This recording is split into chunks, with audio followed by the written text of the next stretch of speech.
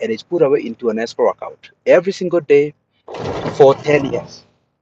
Nobody knows what that money is intended to do. And the people that have access to this account are one, some people in the government, and the vendor. The Auditor General is telling us that she has no idea who within government have access to this account. So every single day, bills are being collected, or hundreds of billions are getting collected, and they are projected to reach 100 billion in 10 years. And nobody in this country, at least the people that are trying to hold the government accountable, nobody knows what is doing, what's happening with that money. Nobody knows who has that access to that account. Nobody knows how much has been collected so far. You know, so this is what's happening. So this is not different. So when you hear the current government setting up a new deal with the US, it's a continuation of the same thing. They just don't believe that Kenyans are smart enough to get involved in this cause. They know what they want. They go out and they seek partners that they want to do business with. Oftentimes, these are deals that are not competitive.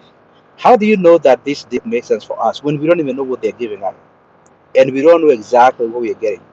Same thing with Shah. How would you know that 111 billion is a fair price? You don't know what you're getting because it's a secret. You don't know what else is out there in terms of scope, right? So the government invited one vendor. They said we know what we want on behalf of Kenyans. We don't need to ask them. We know who might be able to provide it because they are our criminal associates. We go out and we tell them to propose a fee. They come up with a fee of 111 billion to start with, and then they're going to collect another 111 billion over 10 years. And nobody in this country can tell you whether or not that's a fair price. What kind of a deal is that? If you're trying to do business on behalf of Kenyans, Kenyans have to be involved at every decision. They have to know what is the government trying to do, what problem is the government trying to solve, and what are the options that are available so that we can say this company is proposing XYZ technology. This is what it does. You can have experts look at that and say whether or not that's what we want. Does that solve our problem? Then we can talk about the cost and the economics of it. But none of that happens with this government. They believe that they are better than you, they're smarter than you, and we just have to wait 2 years and see whether or not we've learned our lesson. Asante. Asante sana, Boni, for that. I see many people are joining. Wanjiro, I see you. Ras, I see you. And everybody. Vex, Vex Media, as you come, what is the real value of their agreement announced in Washington, D.C. when President Ruto was there? Oh, you dropped up. All right. Abdi, thank you so much, Bonnie. You have said so many things that people are not understanding so many things. People are not understanding the realities, the money that we lose every day. The economy is still sinking, but we are seeing the handouts is coming, the promises are coming, and many things are coming on board. Abdi, uh, will the benefit that was announced in Washington D.C. Reach to ordinary Kenyans, or it will just you do you think that it just remain in the diplomacy level? Or do you think that the president now will go back to Kenya and say that we got this and now the doctors are being paid and everything is going on? Nothing reaches to ordinary Kenyans. It's these are deals within the elite. You'll never see an MOU. You'll never see anything. In the year 2025, the data is power. Health data is the new gold. I think the raw fuel for AI, the vaccine development, pharmaceutical patent and bioeconomics, all these. This deal is not just about sharing information. It's about outsourcing the brain of our healthcare system. Once America gets unrestricted access to Kenyan patients' level data, they can train AI disease surveillance system models on Kenya population data, build predictive tools using our genetic health and demographic patterns, train pharmaceutical AI models using Kenyan's pathogen, develop vaccines and sell them back to us as premium, and train AI on epidemics, outbreak, and regional health behavior trends. So it's a gold mine these people are buying for the next 24 years. And these are the big pharma. You've seen what has happened with COVID. And this is the trajectory we are going. If the law states that the agreement is interpreted under the US federal law, not the Kenyan law, then future disputes will not be settled, will be settled abroad. Meaning Kenya loses power on how these models are built and how our data are used. So it's a very tricky situation. So what we become generally, to be fair and to be truthful. We become a data colony. No analyzation, no consent, no oversight, no ownership of innovations built from our biological material. So, see, what we call Cambry, what we call the disease surveillance, CDC, will use this data with no question and conduct all the surveillance they want. But here is the saddest What do part. you think is the aim of them coming in our country and doing all these things? Yeah, so it's big pharma. They want to sell their vaccines. They want to use disease surveillance models on population data. I say they want to use train pharmaceutical AI models using Kenyan pathogens. All this is something that, and then make these vaccines and sell back to us on high premiums, as I said. So it is sad. It's sad when the president says Ruto administration keep calling this investment, but we are selling not just pathogens, not just test results. We are selling truth, trust, identity, DNA, and behavior, and feature medications that we want. So this is what it is. We're selling it cheap. But I'll leave Bonnie to what is his name, Ras, to chat. And this is my thought. This is my thought. So my critical questions is: which Kenyan law authorizes government to hand over our patient data to a foreign state? Why is is the U.S. law governing a Kenyan healthcare agreement, not the Kenyan law? What legal safeguard exists if misuse occurs? Which court arbitrates these issues if they happen? And then look at Rwanda. They only signed for 5 years and they took 2.5 billion. And here the grid is so like out of this world. We go for 25 years. And they know in the next 5 years, in the next 2 years, they might not even come back. And the headache goes on with the regime that comes in. Anyway, over to you, Hillary. Wow. Thank you so much. And also, you remember, Safaricom is also coming on in. Safaricom is being sold, man. So there's a lot of things. Ras, happy Sunday. I see 101010. Happy to see you. Rose, I see you. Welcome on board. Ras, how's your Sunday? Thank you, Hillary. My Sunday has been good. Yes, sir. Thank you. Asanteni sana. Very timely conversation, very timely.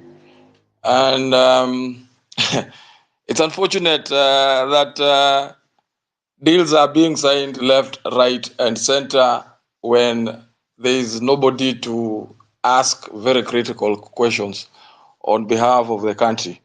And that is when at times we come on these spaces and urge that we really need representatives that can question the executive in most of the dealings that they do, because we already have a framework under the constitution that is supposed to question deals that are signed, whether bilateral, outside the country. But that has not been the case. From where I sit, I don't like really politicizing very important matters such as health, such as education, and I would really want to look it from a very different lens, because on paper, this looks like a very good deal for the country, something that can go a long mile, or something that can really help the country. If implemented well, this deal could significantly improve our healthcare, that we know is crippling with a lot of problem. It also, and that is a conversation that I'm looking forward to hearing some of the people, because this will reduce reliance on foreign NGOs, and I'm very sure going forward this is a deal that is going to be. I'm very confident people will be going to court over the same issue. But looking at the risk part of it, and that's how now I bring the aspect of oversight, because without a robust oversight and transparency, there is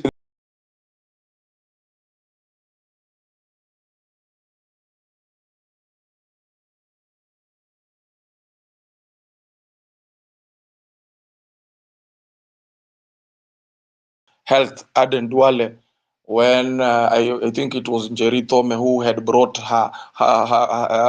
who had brought Aden Luare on X. But when Kenyans started asking very serious questions regarding our health,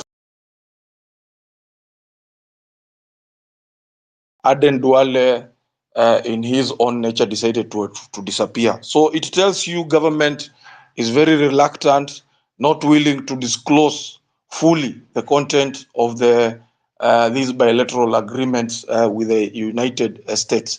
But the question then begs, from where we sit, Hillary, does Trump know the kind of individuals, the kind of administration he's dealing with, in terms of accountability, in terms of how they've carried themselves with governance matters? I believe Trump has a lot of intelligence. He knows the kind of people he's dealing with. But then again, a lot of geopolitics is playing around, because America, as we know it, cannot go for something that they know very well they don't have an interest. And it's up to institutions such as parliament to go deep and dig to know what is William Ruto trading with the United States.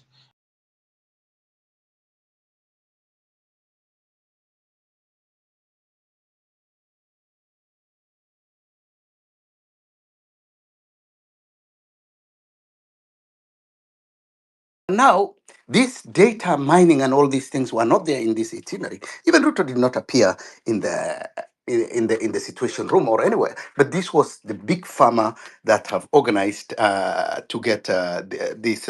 It's about handing over data. We are about our biological future. I think it is becoming a big pharma laboratory.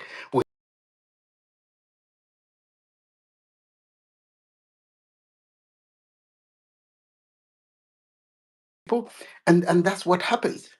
So it's not about Ruto knows Trump or not.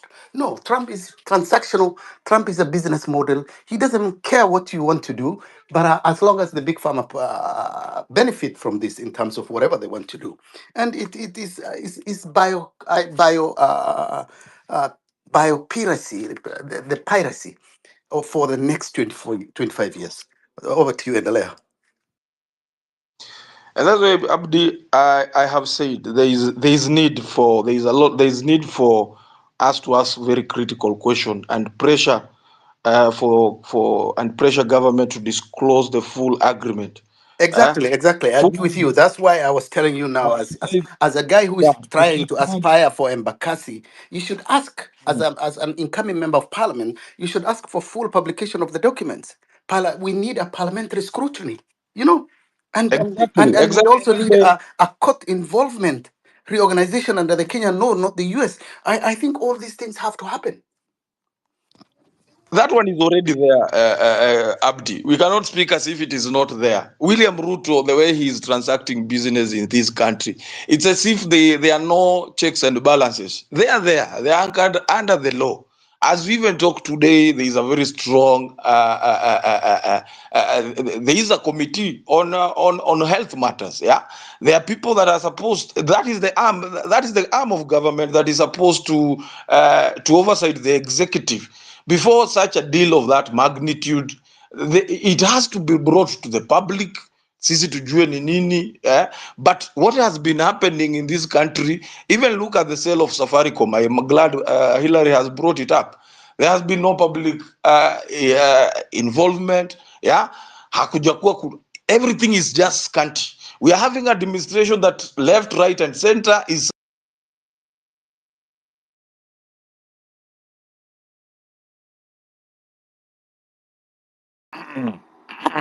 We lose Ras,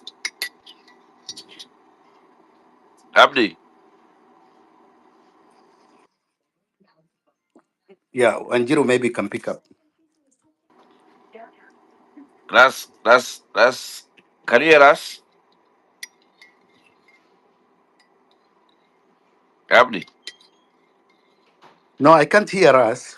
Oh, okay. Yeah, maybe we. I think maybe somebody call him. Yeah. Yeah, Wajiru is still also listening. I know it will come in there. I see some of Koyo. Sam Mokaya is also here. Yeah. So Abdi, what do you think? I know what Ras is trying to talk about and everything, but also we want to see all these things. The data is very important, and many people have been talking about data. And this has been a real issue because all over, how do you give your data to other people? What are the measures? How safe are they? And how these things are going to work? And also the issue of Safaricom. Yes, Budangori, how is your Sunday? How are you doing? Yes. Niambie ndugu yangu. Niko salama, labda wewe ukoje? Niko salama. Kiswahili ile Kizungu nilikuwa nimejua kidogo, ya Kichaka hiyo imepotea. Nimerudi tu kwa lugha yangu ya kitaifa. Asante bwana, karibu sana. Lugha ya kitaifa ni sawa, sisi lazima tuzungumuze haya lugha. Niambie sasa. Mm. Sasa kuna vitu mbili mimi ningelipenda tuangalie kwa makini. Ukiangalia kutoka kwa wakati wa COVID hadi sasa, kitu ilikuwa cha muhimu sana kujua wakati wa COVID, ingawaji tulikuwa tunaangazia sana mambo ya magonjwa, but kulikuwa na kitu ilikuwa inaitwa COVID certificate. Na ile katika ile COVID certificate ungeliangalia yale information ulikuwa unapatiana ukichukua vaccine, inakuonyesha kwamba ni kama already that information alone was enough to create your digital ID, because today the fight is how to push the world toward accepting digital ID. Na unakumbuka kuna ile hata wale walikuja hapa yenye ulikuwa naweka uso and then sijui you are paid money, all of a sudden people refused. But then again, ukiangalia World Health Organization pia ukiangalia imejaribu kuja na njia kama hiyo, but ukiangalia sasa hii ukikuja ukiangalia yale yalikuwa nachukuliwa katika hiyo nini, urudi uone saa zile tulikuwa tumepropose even hii mara kwanza ile information ilikuwa inatakikana. Ukiangalia ile information yote, kama kila mtu anapatiana hiyo information, it is enough for them to create digital ID from that. And I think this is where me hata na nini, because now you look at the information you are giving, plus now they have your DNA information, because the specimen that they need will be able to give them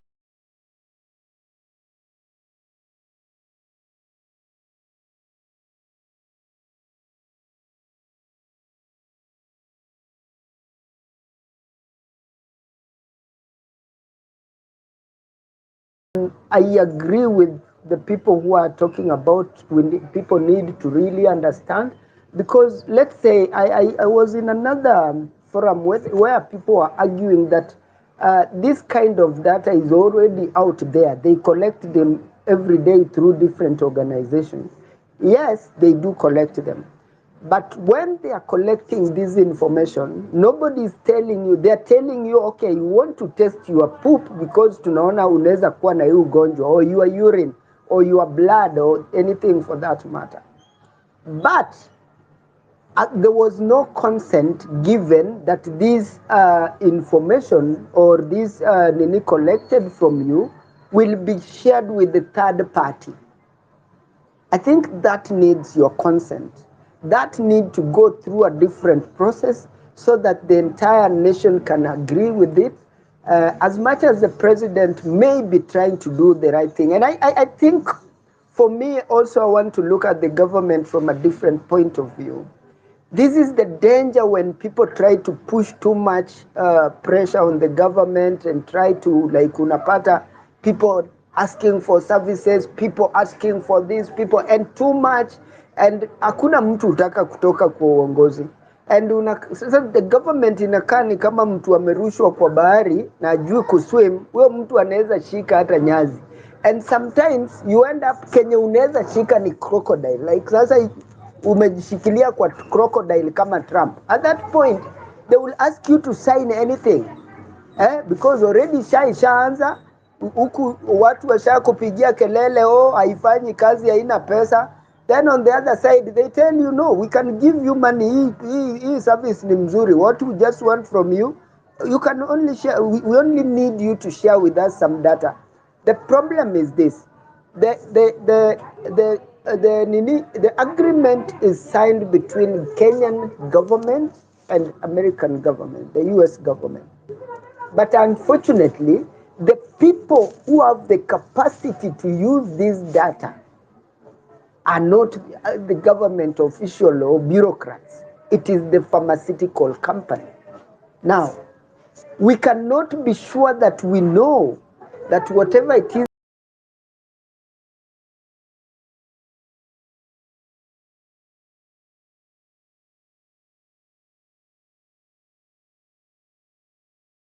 or can be used to identify ways in which it can be helpful to you.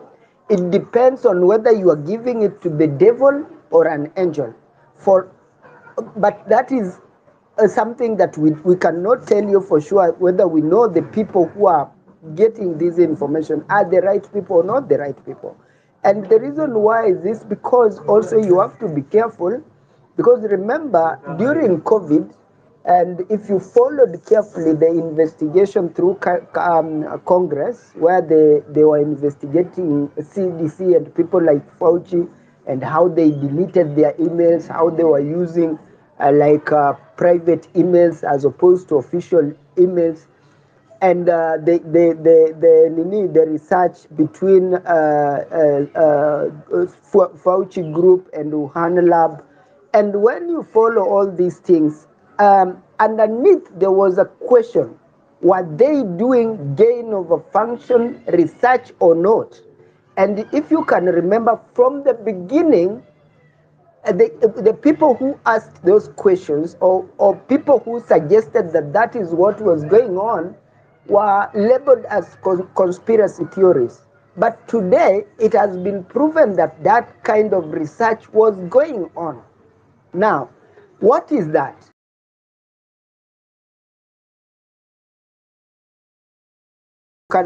Is normally found in animals but does not infect human beings, and you give it a function. It's like upgrading it to a level that now it can infect a human being. That is what it is. Now, if now we are sharing our information with the people who can do this kind of research, and now in a way they will be able to have our DNA information. Try to imagine that for a moment. So I think this is a wake-up call for the people of Kenya to also try to tone down the pressure we are putting on the government as much as we want things to be, so that they don't just switch everything into survival mode where they grab everything, where you just now start all the projects. Even if you don't have money, then you look for anybody out there who can give you money, or you sell anything to put in a project, yet you are leaving Kenya vulnerable. Why?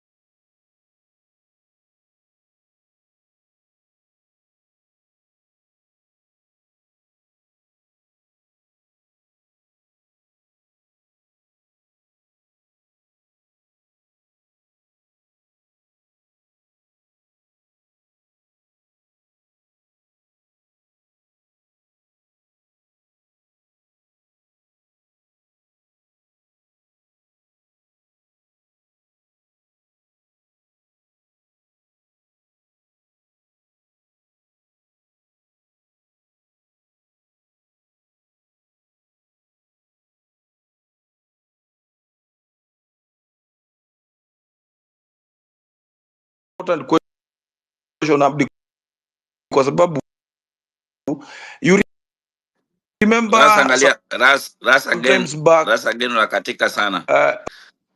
on the floor of parliament, CS Ras unakatika sana, hatuwezi cabinet kukusikia. secretary Fix your connection. Fix your connection, Ras. oh my Unakatika. god, oh my You are, god, Hey are they you are guys, not cutting. yeah, unakatika sana, unakatika sana. Guys, when you're coming on board, check your network, check your connection so that we can hear it clearly because as we are struggling to hear you, you are really breaking. So you can check your internet, you can check your connections and everything. Yes, Mokaya, Samokaya, how are you doing? How is your Sunday? As you come in, what is going on? What do you think that we have seen the President Ruto visiting US, and there was a lot of promises about health and everything. But we are concerned about the data, and this data has been an issue. And also, I like what Budangori was talking about, that when we were taking COVID-19, we didn't even read the rules. Well, some of us were just going to take the vaccine. But when you check that thing, actually, you bring attention to me, Budangori, that I've been trying to go through that document, and it has a lot of the things that people didn't read. Sam Okaya, what is your take on the same? Thank you, Hillary. Sometimes it's difficult to explain some of these things. I mean, first off, it is the responsibility of the government of the day to explain to the public exactly what they are doing. If they want the public to go along, whether it is something good, something they have seen from their lens that is going to be beneficial to the people, they have that responsibility to explain it to the people. Number two, sometimes when people negotiate, because you don't have a proper standing, that means, for example, in our country, we have mismanaged resources, especially on research and health for the longest time. And therefore, when you're putting your case, you don't have a grounding because you come in weak, so that you're likely to take in anything that is coming your way, because ultimately you will need the funds to make sure that the people that you are leading access better health as you know it.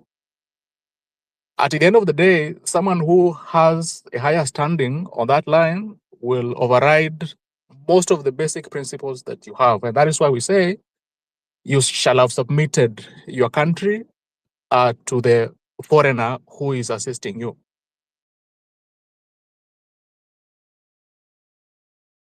Especially in African countries, have relied on aid from external actors, US and other partners, but sometimes they come up with policies that are not endorsed by the host government. So they can run like a parallel Ministry of Health on their own. They come up with policies like today we are going to do a campaign on HIV/AIDS, we are going to villages and all that. But the government does not have the ability to say, hold on, what exactly are you going to do? Who are you targeting? And what is the reason as to why you're doing it? And the data that you're collecting, where are you taking it? And I mean, so that you safeguard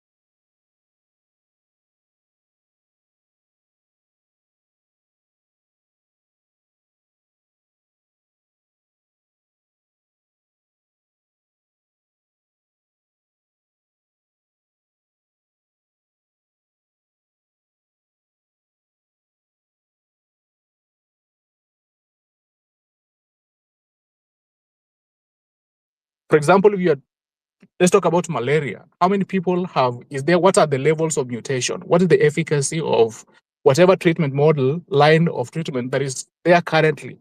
So is it effective? To what extent is it effective? What is the season?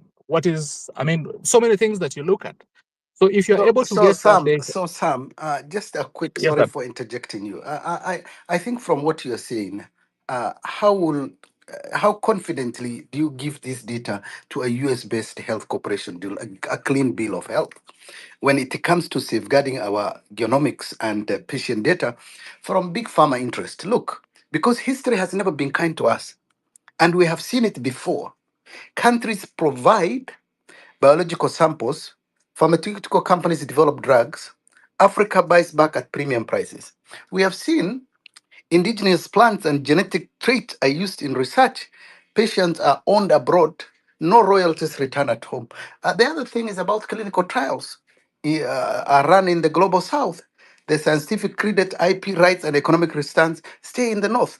So, what mechanism in this agreement guarantees Kenya will not become the data mine and specimen source while others reap the commercial benefits? This is what we are looking at. So, my question to you is, who owns the genomic data once shared? Will Kenya have co-ownership of patient developing using these samples? Is there any benefit sharing clause to ensure we don't pay for drug developed from our own people's DNA? Are we building local capacity or our outsourcing our future? The missing piece also, who collects this data? Is the county government, and health is devolved. So there is all this that are coming together. If you can chime in and also give us a view, then that would be good. Asante sana. Unfortunately, Abdi, there is no good news to that ending. Like, we have not invested. Actually, if you look at the budgetary allocation to Minister of Health, it was at 146 billion against a population approaching 58 million. And everybody has a chance of being attacked by a disease. If you look at how much we've given to even preventive measures, even research, it is so low compared to what we collect as a country. So on that end, we've done extremely poor to nothing.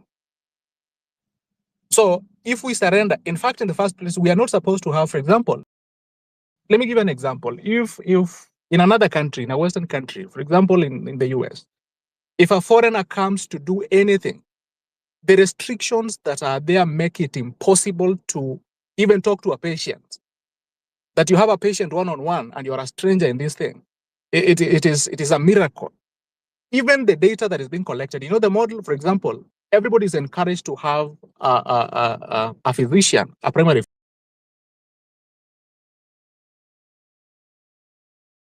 higher level care, they would refer you to something.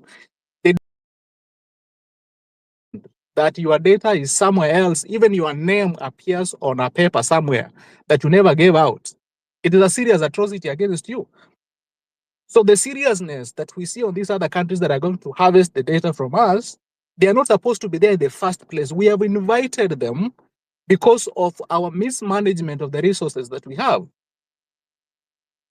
If you see a country, Abdi, that has doctors who've graduated 6 years in school, they have done rigorous studies and all that, and they don't have a place to treat, to just offer Panadol. I mean, a county government cannot hire those people. They are on the streets jumping up and down. I mean, that is the recklessness that we find ourselves in. So such kind of recklessness makes us so vulnerable that we can do anything just to have the coin, chasing the bag, as they call it. That's the most unfortunate bit of it. These people are not supposed to be there in the first place. But because of the monies the pharmaceutical companies have, they'll push it down the throats of people. They will even do regime change so that they can have what they need, because there is a big market in Africa, and that market must be cracked because we are consumers. 90% of pharmaceutical products, either from biomedical engineering perspective or vaccines or injectables that we have, they are all shipped to our countries. So we are a market. That market must be fought for. Whoever gets the better AI model in the next 5 years will have that market for themselves. So they're not supposed to be there in the first place. The fact that someone wakes up in the morning and goes to another country to talk about the health of the people that they have not invested in, that a stranger will come in and help you for free, nothing like that. The money that they're giving out is money they'll get back in the next few, 3, 4 years. They'll have that money all all that money back. $1.6 billion is money they will check out within 2 years of business. Unfortunately so. Let governments invest. If you go to the University of Nairobi,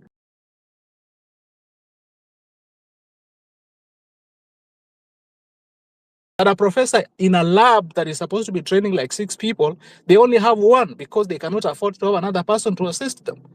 So there is so many people have the knowledge that they can transfer to other generations, but they don't have the mechanism to do that.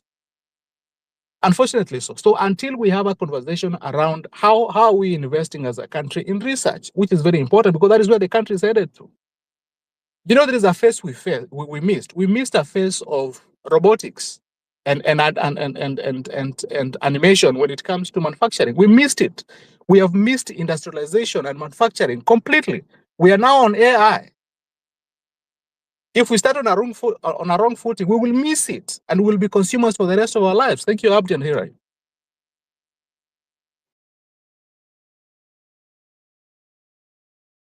Right. Some you've said when the era of AI and many things can vex. You want to pick it up from there?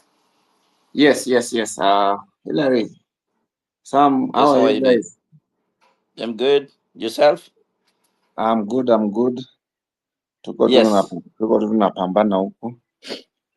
Hii Inabidi government, watu wang'ang'ane bwana, hakuna njia ingine. Sasa wewe unaona hii mambo namna gani bwana? you know, it's unfortunate that tuko kwa situation that tunaendelea, instead of moving forward, we are now moving backwards.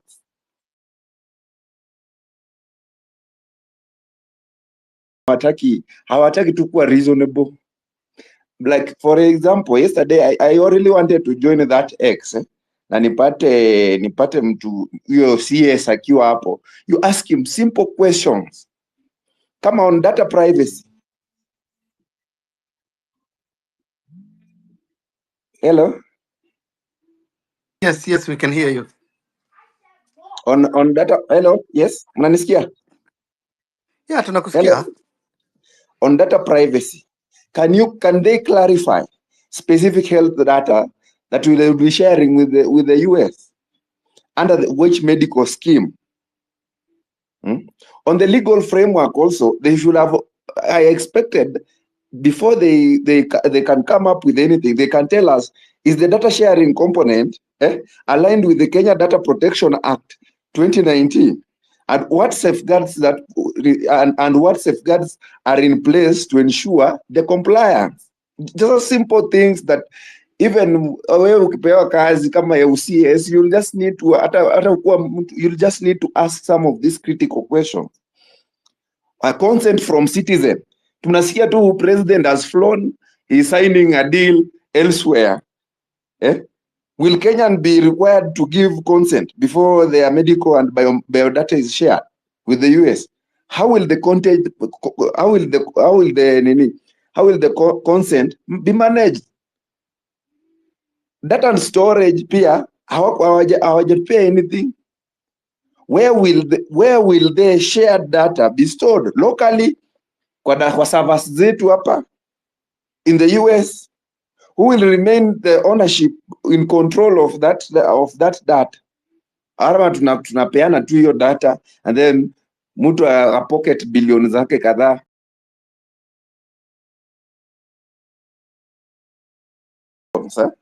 On the purposes and limitations, can the government specify exactly how the US intends to use the shared medical data?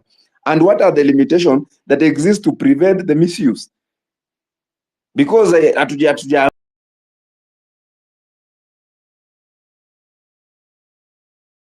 valley na some few guys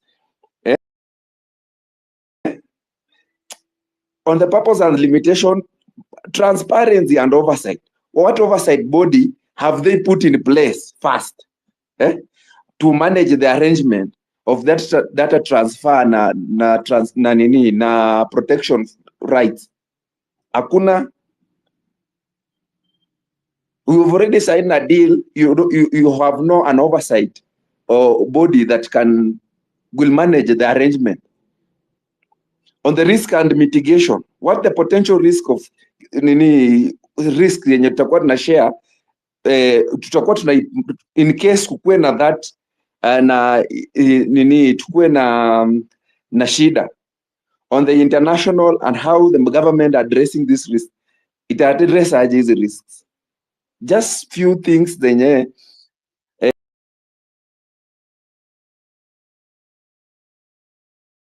that agreements zenye tutakuwa tumeweka, what are the mechanism yenye serikali imeweka to make sure that we can terminate our contract with them if they told they are violating. You just can't be a president who is excited like a 2-year-old kid when a deal is brought to the table. Even if hata mali zina shida iko kabisa, healthcare is a devolved function. What is the constitutional framework watatumia now to draw data from the county government up to the national government na ndio itoke hapo iende mpaka US? What are the mechanism wameweka? So as we move forward, hii Kenya unaona tu venye these people are just taking it. These people are so, I don't know if it is just over excitement.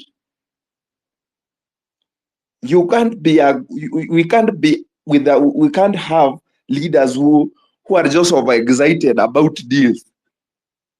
We need to, you need to have bargaining power.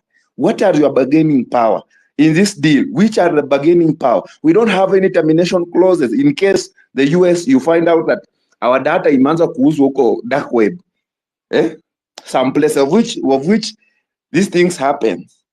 How will the government, what are the measures wameweka? They are not answering those questions. So when it comes to data, biodata ya mtu, that is bwana huko ndio competition tunaenda. Tulimiss revolution za kwanza, za pili. Sasa hizi tunaingia kwa AI. Tena ndio hao tunakosa tena tumekaa kwa fence. It's very unfortunate that we have this current regime that actually they don't have frameworks. They don't have people who can articulate things clearly, uelezee wananchi vitu vizuri na wasikie waelewe. If that is not there, that deal hata ifai tukue nayo. That is a deal that should not even be spoken about. Thank you, Abdi. Thank you, Hilary, for the time. Asante sana, thank you. I think it's very true. There is zero safeguard. There is zero accountability, and it's not rocket science. I've read about these AI models are already used in Africa in disease research, and these models improve vaccines, drug discovery, outbreak prediction, and economic mapping, all fueled by huge health data sets. And a various example is one. If you look at the deep variant where Google used to generate genomics sequencing applied in malaria and HIV variants detection. If trained in Kenya, DNA ownership questions arises. Okay, the other one is the alpha fold. It predicts protein structure used for malaria parasite protein mapping, informing drug and vaccines design. Farmers could use Kenyan samples and patients' results abroad. There is the one that Kemri, what is it? Name this disease CDC uses about malaria gene genomic pipeline tracks the malaria causative organism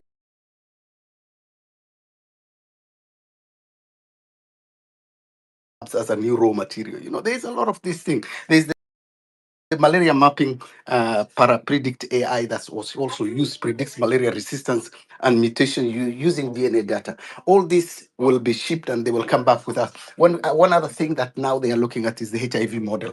Various research labs you used to predict HIV evolutions, ART response, antiretrovirals, and vaccine target size. Kenya high HIV data set is one of the most valuable in the world also. So I think all this what they are looking. The other thing is about TB. Which is also common in our in our area to detect the multi drug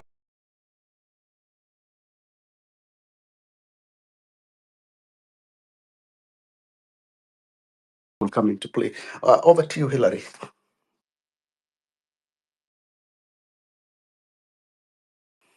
Ras, you wanted to pick up? Is your mic okay? Yeah, I don't know what is happening, but I hope I just confirm whether I'm still audible enough to complete my submission. Yeah, you are now very clear. Thank you. Now,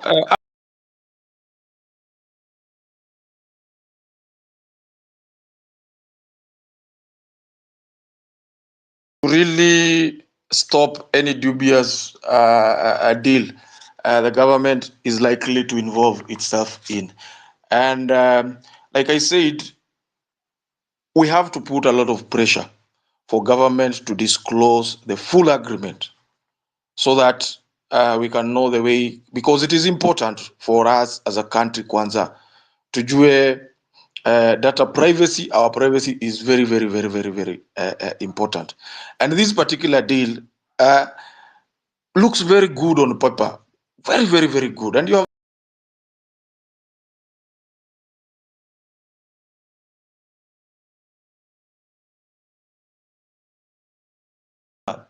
Kibagendi walikuwa karibu wanataka kupigana kule bunge. And one of the reason is it's about the health funds. It's around SHA and stuff. It tells you these people have invested so heavily on the health sector. Hao ndio wenye hizi mahospitali kubwa kubwa, hao ndio wenye all the political. So if you are not careful as a country, this deal, even this money, now that it is being channeled directly to government, government, is likely to come and benefit these people. And most of these funds, if not carefully,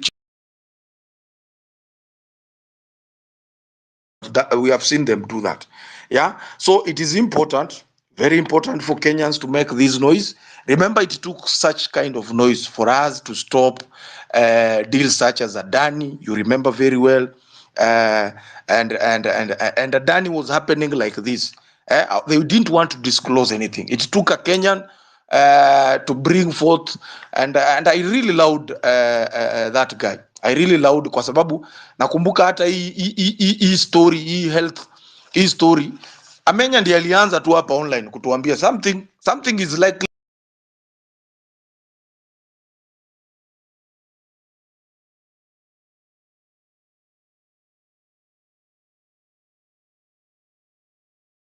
to happen, and you can see. So now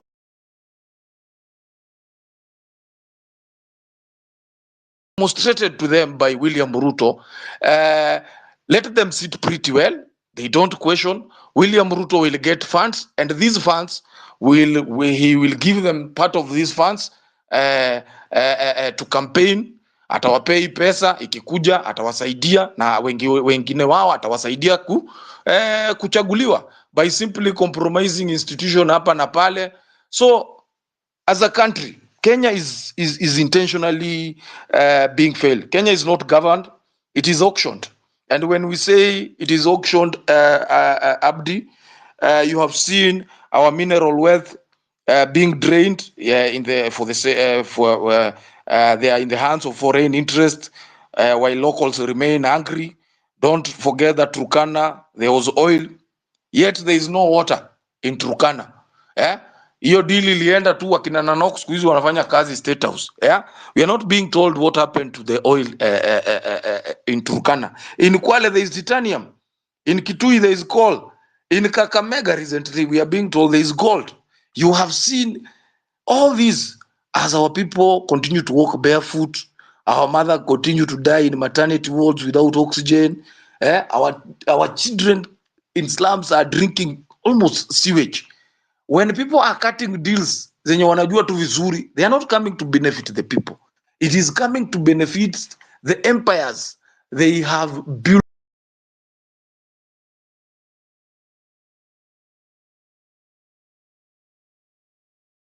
To relent, to continue asking the hard questions, because Kenya is bleeding, not because of poverty, but because of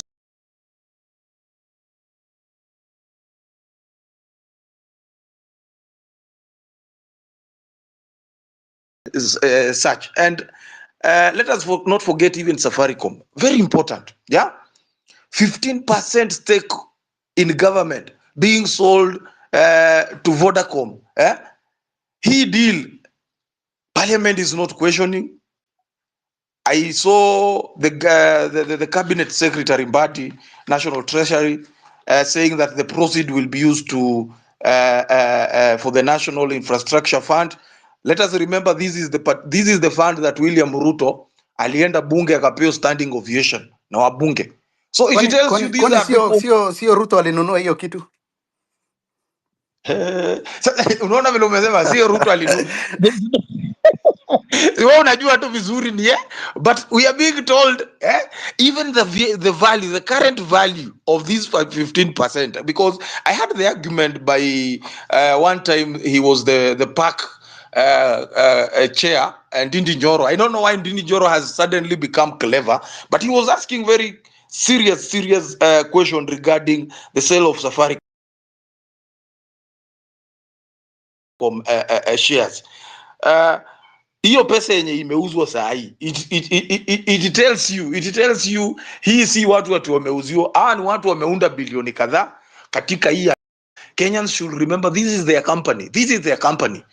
And when government says they ought to be public participation, they ought to be questioned, to be asked, but they have to be asked through our representative. But again, Abdi, who are our representative at the end of the day? Hawa ni watu wanakaa wanangojea William Ruto atawaletea minofu, akiwaletea minofu awasaidie pia IBC aweke ile friendly ambayo itawasaidia kurudi bunge. So as we sit here and discuss, let us remember we have representative in the National Assembly who are quite informed ya kwamba the public, hizi kura, they don't matter to them. They really don't matter. There is somebody But somewhere in power. Raz, I think I agree Yes. with you. Selling Safaricom 200 billion worth of Safaricom shares. Remember, this is the most profitable asset. Only to use that money to build a 200 billion toll road that Kenyans will pay for over 28 years is economically even irrational. You know, you can sell an income generating cow, then spend the proceeds to a project that turns citizens into a long-term taxpayer, whilst the state collects the future dividends now, effectively taking 40 billion loan against tomorrow earnings. You know, it's so weird. So I agree with you, and what Nyoro said. Safaricom was valued at 1.8 trillion in 2021 at 45 shillings per share, but it's now being sold offloaded at 34, which is a 24% under value despite growth in Ethiopia. Why sell low in a depressed market? Why not restructure into the way they did with Telco and M-Pesa financial services, unlock higher value before the sale? So how does this justify selling a cash cow like Safaricom to finance an infrastructure asset that will turn the toll back to citizens for the next 30 years? It's irrational. I think this thing was bought by Ruto, most probably. Enda mbali ni yeye alinunua through proxies and other people. They are heavily involved, and the right thing for Kenyans to do, just like they did with Adani, it's up to Kenyans to take this matter with different stakeholder. Let this matter be taken to the courts, kwa sababu hatuwezi kaa mahali ile ya channel where we have a government that wants to do things without public involvement anywhere. They are giving just scanty information. They don't want anything to be questioned, lakini they are very good in PR, telling us sisi tukipata hii pesa tutafanya hivi na hivi na hivi na hivi. And if you are not careful as a country, because this is the money, this is the proceed of this money is what is coming, is what will come to hurt us, because hizi ndio pesa zenye watatumia kukuja kucompromise nazo election. Hizi ndio pesa zenye watainvest kununua enough guns na kuwanunulia silaha na kuwanunulia uniform za polisi, so that they compromise the whole thing, because at the end of the day they know they have been involved in shoddy deals. If a new administration comes into place, they know they only belong, the place they belong to ni committee. So if you are not careful and we let this health deal to go unquestioned, Safaricom deal to sail through unquestioned, then we should be prepared as a people, kwa sababu hizi pesa wakizipata, believe me, They will compromise even the sorry to put it this way, they will even compromise the 7-judge bench. If the election will go to the Supreme Court, they will have enough money to compromise the whole of IBC and officials. This is a lot of money, Abdi, a lot of money that needs a lot of scrutiny. A lot of questions need to be answered. Asante sana. Thank you. Mm. Okay, Hillary, over to you. Okay, thank you, Abdi. Thank you so much, Ras, for bringing that. So your point action, I see your action point is that let people make more noise on these things and they take action through the courts corridors, through even the street. What youth did last time. Uh, Budangori, what is your take on that, and why are foreign health deals really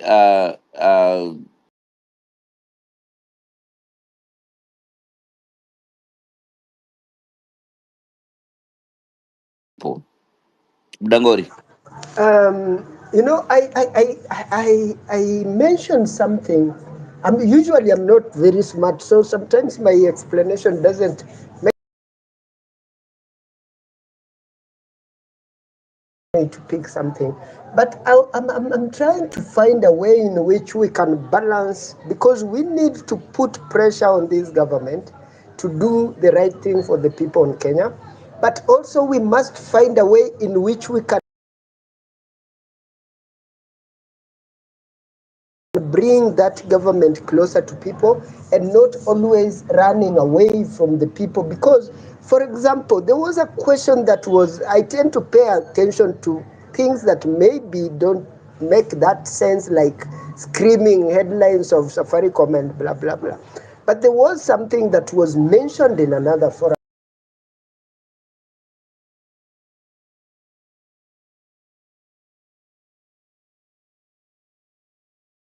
where somebody said that things like this Nyota fund for youth, blah, blah,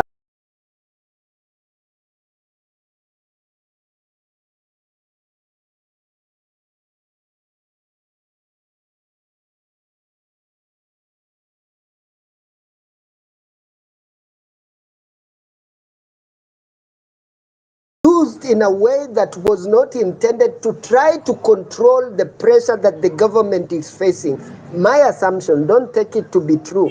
So I'm trying to say this. Let's say, for example, if you look at SHA, for example, look at the number of people who have registered for SHA, who are paying for it, and look at the number of people who now want services, against what those people who registered are paying. And you will find that it is much more than what government may be receiving from SHA.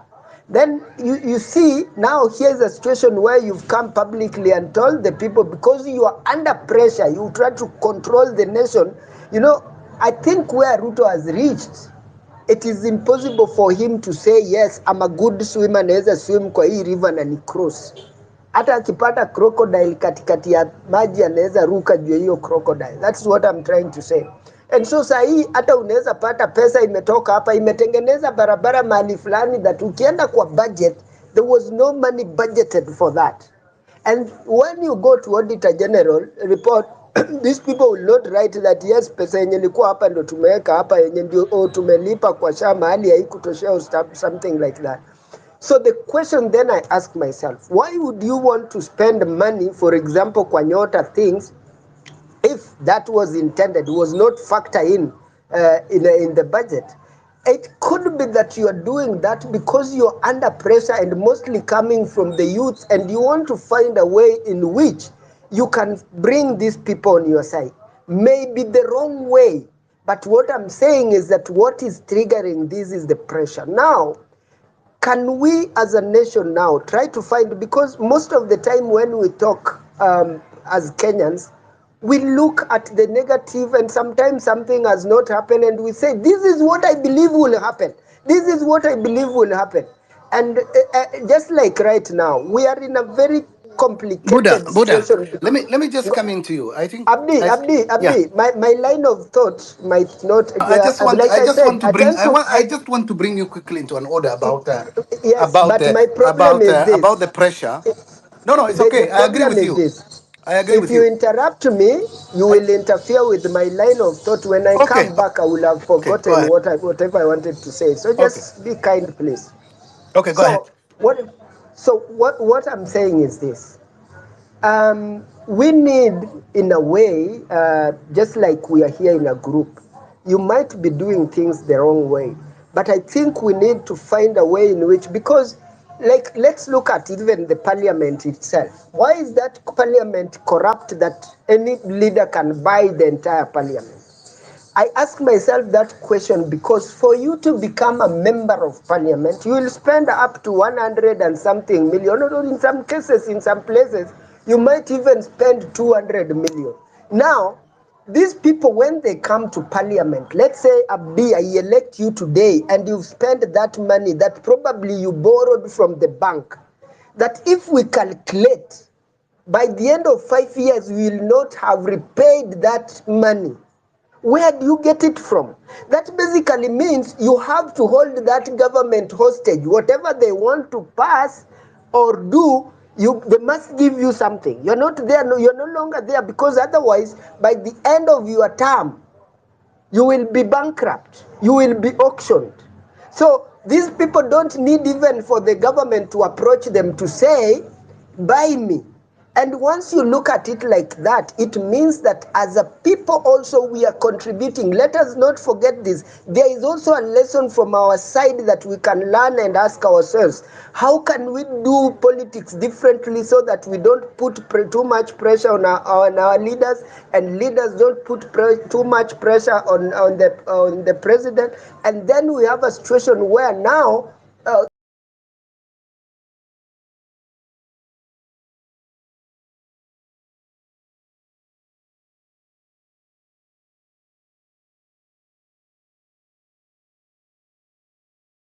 encouraging Kenyans to go and receive bribes without, instead of questioning where that money is coming from, they are encouraging you to go and receive. And they are not encourage you to go and vote. And then when it comes to voting, now the people who are receiving money, the people you used to see in those rallies shouting and dancing, were nowhere queuing to vote. So then how do you expect these people to work for you, and yet you have received your share? One t-shirt, one cape, maybe 200 or 50 bob here and there. That means you've sold your country. So let's just be honest with ourselves and cool down and start asking serious questions. Let's not assume that hii kitu inaanza juu. We are part of the problem. And we can But sit here. do you think, Budangori, as you finish, do you think that Yes. the government is listening the frustration Kenya are in at the What moment and on what raising these issues? What I'm telling you, Mm, what mm. I'm telling you, what Kenyans are saying, it is true. Even me, I feel there is something wrong and we must continue talking about it. But just shouting and shouting, and it's like now, and that is why I've given you an example with Nyota Fund, for example.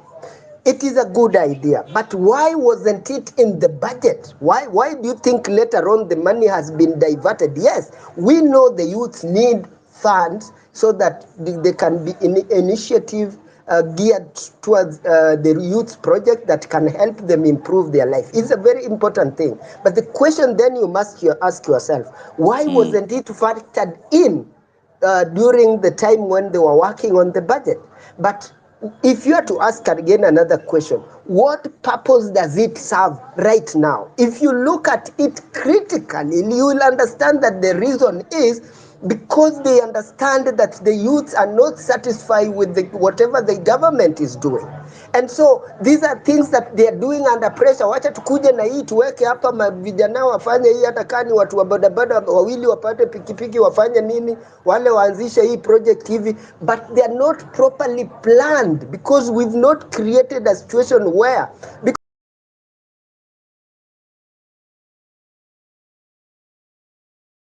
moment that I think we lost. And for me, it was very critical that young people would have taken advantage of that moment. When the president accepted to come to a space so that they can talk to them.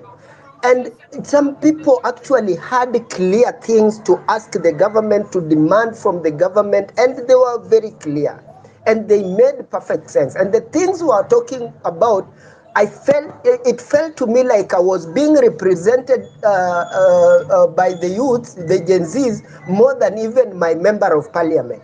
But then there was another group ya hii umbu wa hii nini matusi and stuff, and I think kama tungeli create an environment which yes we talk in a civilized manner and then we tell the president that we would like that now that hii kitu imeenda poa and yeye pia ana feel comfortable kuona hii kitu ni interesting, ni interaction poa, we feel that we can be having this thing every after 1 month to see that hizi vitu tumeagree on zina nini, so that way you cultivate a culture kama yenye umecultivate hapa, ile tunajua ikifika Sunday nitakuja kwa pressure point and I'll be given a chance to give my opinion in a civilized manner, even if it is stupid, but it will help people within this group to understand how stupid I am so that they can help me.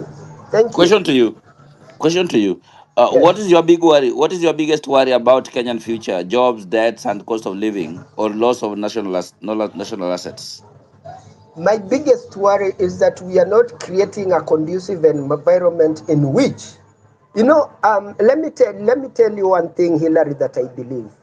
For me, I believe in one thing, that any government, any smart government, only fear people who can reason together and influence each other, because that means day by day their numbers are growing. Even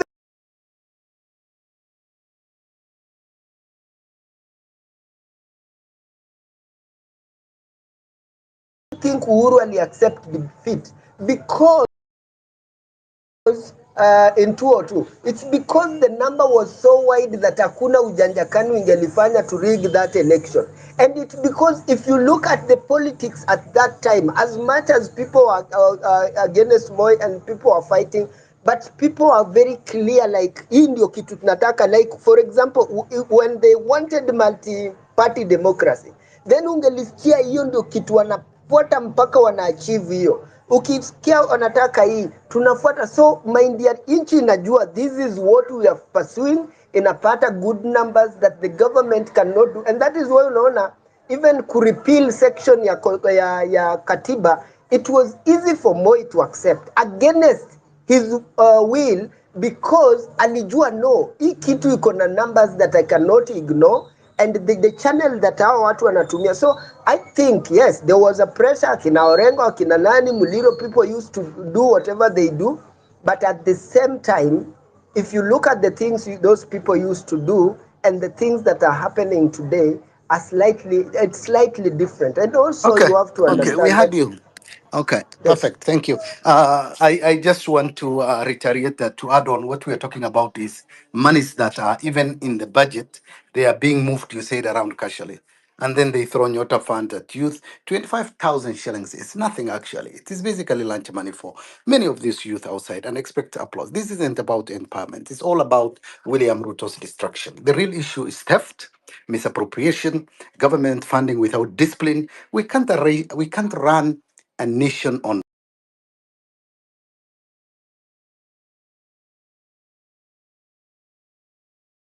discipline. We need we need what do we call pressure. Pressure. I mean, as you said, pressure is nothing. It's not working because there is no strategy. Leadership is about planning, prioritizing, protecting public resources, and not about PR. I think when the Auditor General talks about 300 billion that is missing, it's alarming actually. So it's not we will not justify theft, and it's actually a plunder. So I just want to bring back Sam Makoya.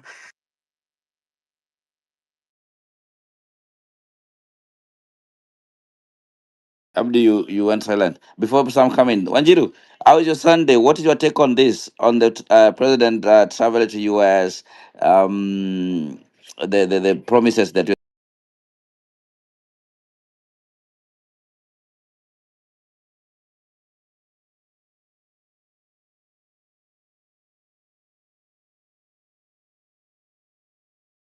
you and to the rest of the people.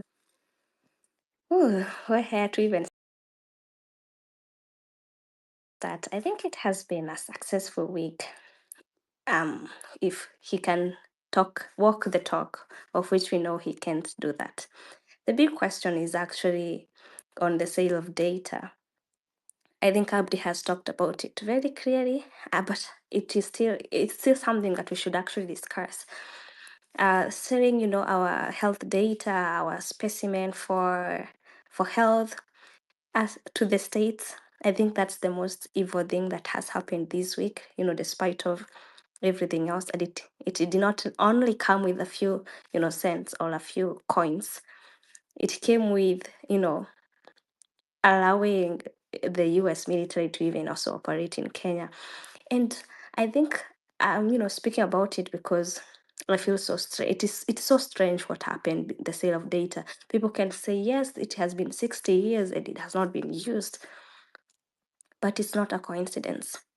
What if they use this data to learn our DNA, to learn our health, to learn, I didn't even study biology, so I can't speak more about health.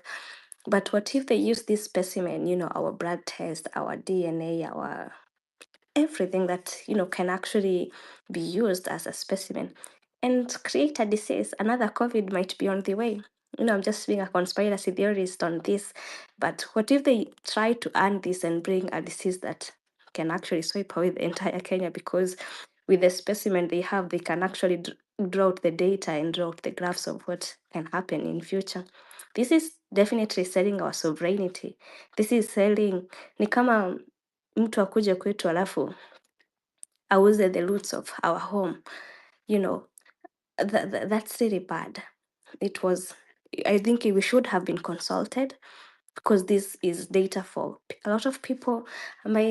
Our ancestors 60 years ago, data which is worth 60 years. It's data mtu mwenye alizaliwa hiyo time wakati ilianza kukua collected. Saa hizi ni 60 years, someone's grandmother. So I think we should have been consulted as a nation. I think there should have been public participation, and we should also have been told why they need to do it, why they need to sell it. We should have, asked those questions on public participation. I feel like it was a very last decision. It was a decision to please the United States or to please Trump. Saizi Ruto is that.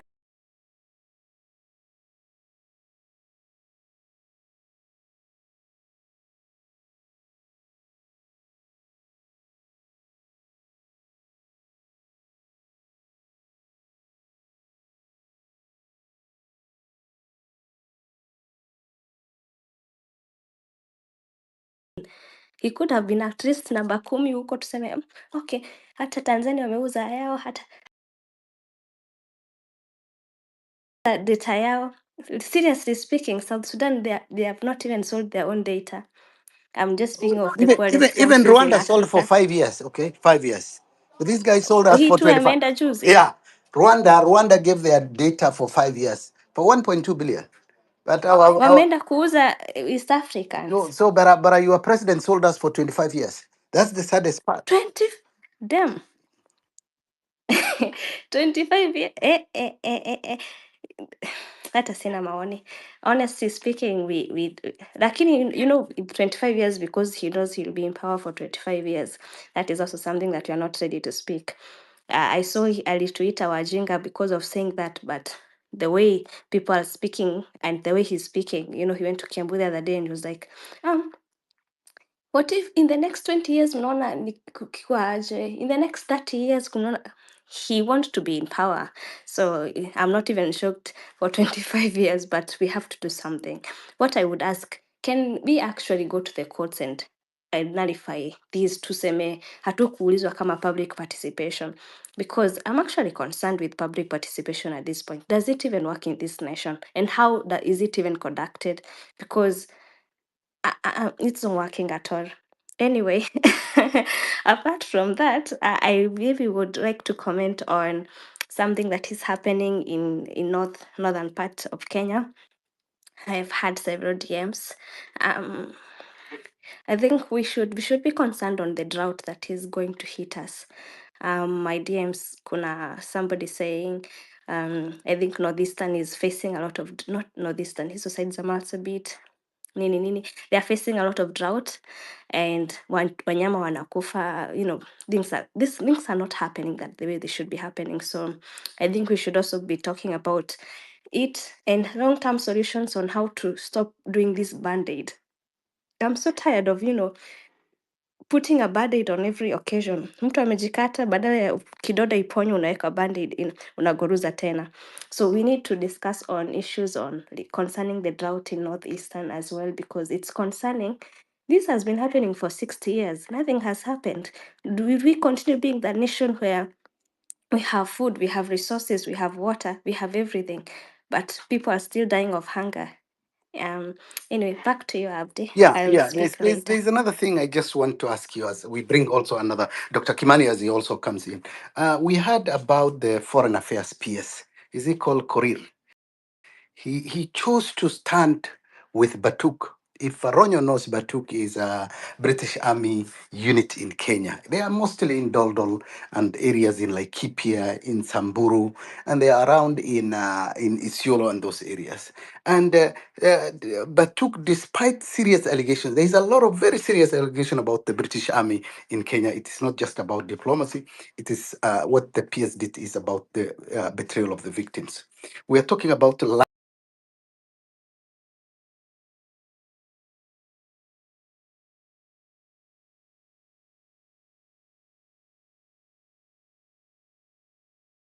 trauma from an exploited ordinance that have not exploded.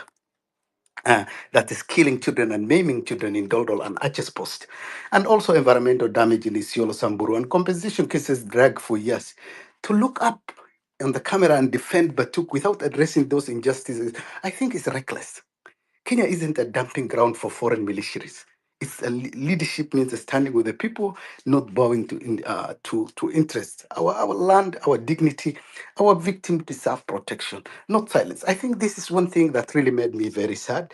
I'll leave Ronyo, you and Dr. Kimani as you come in to chime in also, Asante. Can I speak before? Yes, yes, I yes, Wajiru, go remembered ahead. something. I Yep. just remembered something.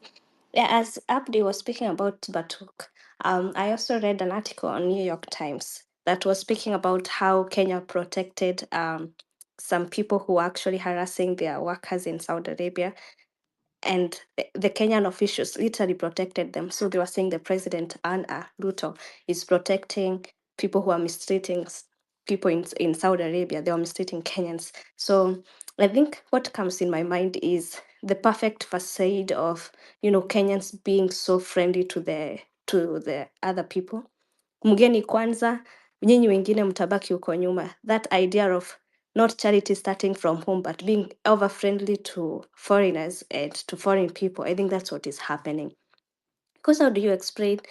You wouldn't care people, people suffering, but you would rather protect the other people. And maybe before I also forget, there is also this idea of people fighting for politicians. As I conclude, we should remember the fighting class is the political class, and that political class doesn't mind us at all. Hata saizi ingekuwa ni Gachagua kwa hapo na apate that opportunity to use that data na if it equal for his own benefit, he will not mind us. So as Kenyans, we need to remember we are the oppressed against the oppressor. Those political classes who are either in the imposition, they are what, they are literally, it's them against us until we realize how much value, how much power we hold, how much, how much we are energized and how much we need to even understand our constitution. Because I think the biggest challenge, our constitution should, napendanga Lil Joe because I like how he understand the constitution. Our constitution should actually be taught kama a subject in primary school. People should know their rights. You're living in this damn nation. You born here, but they don't know their rights. People should actually know their rights. So I would maybe ask for a petition if I can see kuna watu wanasimama gavana kama mimi. If we can actually make it possible na wengine wanasimama MP, we can actually make it possible turudishe kwa curriculum, watu wasome constitution, watu waelewe their rights, watu wanafaa wakuwe educated, you know. I think that is something that we should also discuss about, because our constitution is literally our backbone. Kama hatujui sheria zinafaa kutuprotect, mtu anaweza enda auze our sovereignty for 25 years bila kuulizwa na mtu, na maybe kwa sheria imesema you should maybe ask for public participation. Mtu anaweza support Batuk, mtu anaweza support hii na hii, but tukue too macho. And maybe one, niko na a lot of last things to say. Let me come back on the other round. Thank you so much, Wajiru. You have a lot of things to talk about. As Dr. Kimani coming in, Dr. Kimani, what is your view on the president visit to US and the things that is promising? Do you think that Kenya gain or lose from the visit? Asante sana Hillary, Abdi, and my worthy competitor Wanjiro, and everybody else on the speakers list. Luckily now I think I'm on a different time zone. I made it back to Canada. So thank you so much, and that question is quite timely. From what I understand, especially on the issue of the data signing, and you all know that data, and especially in North America, is a very protected area, to say the least. Because, like, I remember when we started using, not started using, continued using normally the Zoom, Skype, and all that online platforms, including the X Spaces, people were so concerned. Where is our data being stored? In the USA, in Canada, in Russia? Where? It was a big question. And that was not about issues to do with medical data. Because as you know, in Canada here, even if it were your child who went to the hospital and they are of age to decline you from knowing whatever they are suffering from, you cannot know about it. Unfortunately, we all know of a bracketed idea of our data is being shared with the United States of America, and it will happen across the 55 countries in Africa, because that is a global foreign policy for Mr. Trump. My concern here would be, what data specifically is it being shared? Because what I understand of the content of the agreement is about combating whatever they are calling, I don't know, infectious diseases in Africa. Say, for example, you're talking about, because you know, Africa, we've been, you know, when Omicron came, the most strenuous COVID-19 strain that everybody was so scared about was claimed to have come from South Africa. We had, before that, we had Ebola, and how people dealt with Ebola in maybe in West Africa, which was more superior to so many other mechanisms that have ever been produced in the world, dealing with such a deadly disease kind of a thing. But as I said, my point here, there are two things I see here. One, I see, you know, President Trump's idea of curtailing non-governmental organization. Don't forget, when we had Maandamano in Kenya, President Ruto claimed that the non-government foundation or the charities or whatever they may be, we are responsible for funding some of these things. The same shenanigan was repeated by the Suluhu person in Tanzania. I therefore see a big deal of a blow to non-profit organizations in Africa. Because when you read through and through, you realize some element of it might have been said, but I think the monies are not going to be directed as has always been the case. Like, remember the case of World Vision, the United Nations agencies and all that for health, World Health Organization and all that. The monies were always directed through such organizations and agencies. But now, because the money has always been provided, but now the deal is the money has to go to the government. And we all know what has happened to our own money, not even foreign money, that our monies that has been contributed through taxes has been chewed. You know, pesa imechukuliwa kama nonsense. And now we want now big money, not forgetting the Eurobond and others, that those monies have been consumed by people, you know, that we're not interested to. Not long ago, we claimed or we were told that there were no enough vaccinations for our babies. And we saw what happened after that and who were responsible for that, both the national government and the county government. So, Abdi and Hillary, the question here is so big such that it might not even be able to, we might not even be able to understand what it is that is being done, because both the people who are saying and doing some of these things are people who cannot be trusted on the planet Earth, if we are to say the least. Because one, we are I do not understand who negotiates on behalf of Kenya, because I believe walevi ndo wanakuwa na negotiate vitu kaa hizi, and walevi wanajua kuongea kizungu mingi na wanaongea ukweli, but when it comes to reading, forget, they will not do that. So I'm very somehow, I'm on the fence. I'm disappointed that we are not so sure what kind of information is going to be shared. And I know that, some of the organizations are going to be deprived of their operation because, especially when you talk about non-profit organizations and those that are especially able to get into the interior of places that many people can't get into, are going to be deprived of that accessibility and functionality. We know this has always been an idea of a global planning kind of a thing.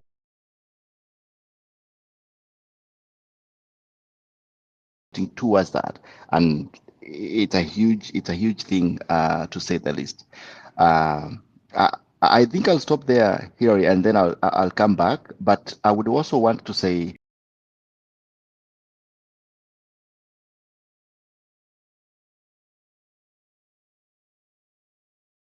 the millennials and the Gen X and the Gen Zs, I mean, I think a time has come for us to review this constitution and put ourselves what we think can function with us in it, because I think it's a very progressive document, but the current regime does not believe in it and will not implement it, not even an iota of it. So I think it's the time is coming where we need to review it, and we'll have to review it in entirety. By the time we get into 2032 election, we should have uh, a new constitution. Let me put it that way. Yeah, The one that we have, it's good, but it's not serving us the right way. yeah, Dr. Kimani, just to be a bit clear for you, I think this is not about NGO or donor funding. I worked for organizations like MSF, Doctors Without Borders, ICRC, the Red Cross, many other run largely on private or independent funding. And they still manage to support Kenyans without demanding real time access to patient level data or pathogen ownership. But this push specifically is coming from big pharma and global biomedical interest, not the NGO fraternity, most of them, as it's put across. The value here is not the grant, it's about the data. With unrestricted access to Kenyan health database and specimen, Big Pharma, we say now, can train AI models on Kenyans' disease pattern, develop vaccines and drug using our pathogens, patent outcome abroad under US law, and still sell the medicine back to us at premium prices, as we said before, and build. And now what they are gonna do now, very soon, and they are coming to Kenya now. That's what I'm told. They are coming to build a global bioeconomy using the African genomes, and they are going to build a big lab, and they will take over Kemri.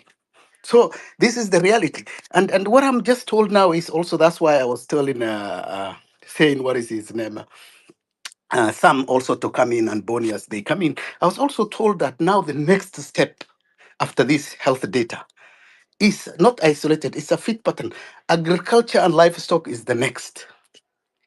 Just like they want pathogen access, they are now seeing moves toward genetic access to livestock, crop and seeds, and biodiversity through another partnership agreement that is coming. First, health data, then animal disease sample, then seed bank soil genomics and indigenous crops, pastoral breeds, wildlife strain. This is how nation loses biosovereignty, once a sector at a time. Today it is the big farmer, tomorrow is the agri and the big seed. And we move on. So this is where we are headed to. Over to you, Hillary. Yeah, Abdi. Yes, Yeah, Abdi. Okay, I'll go ahead. Dr. Shwani, go ahead. Okay, thank you so much, Abby. Yeah, and I think that was my first concern when I talked about, using simple data like communication, like on X and other places. It is very serious because you don't just share data. You don't even know where that data is being consumed or even utilized. And we all know, those who have been here for some time, they know the history about HIV and AIDS. And there are so many theories about how HIV and AIDS was crafted. Now we know that the new way of controlling people would be such things like bio, whatever you would want to call it, but medical information like this one is very critical, especially if it lands in the wrong hands, to say the least. So it is a very serious concerning area, but I was also mentioning about other areas that might be affected that are collateral to whatever we are experiencing. I mean, the broader picture, the bigger problem that we do have. I believe, and that's what I'm saying, we the people,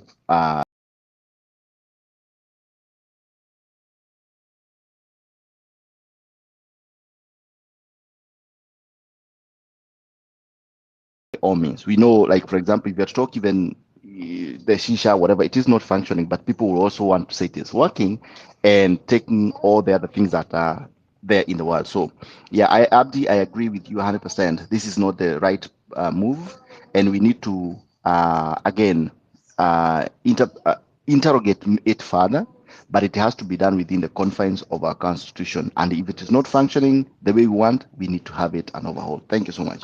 Yeah, thank you. All right. Yeah, go ahead, Hillary. So next Yeah, next thank one you. will be will be the Sukuma Wiki and all this. Ronyo, Brenda, I see you. But let me bring up Ronyo. Ronyo, how is your Sunday? But also, Ronyo, when you're coming in, we have seen the visit, we have seen a lot of money is coming.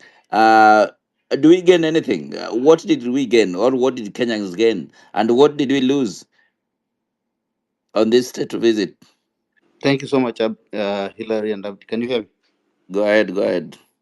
Thank you. I appreciate for those who are in the panel and listeners. Thank you so much. Uh, for me, I would love to contribute on.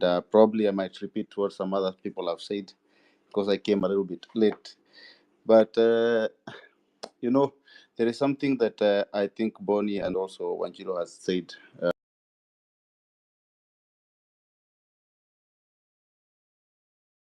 Realized you try to if you're trying to do your benchmarking from where you are in all the African countries or even any country in the world, you realize their power always lies in the constitution.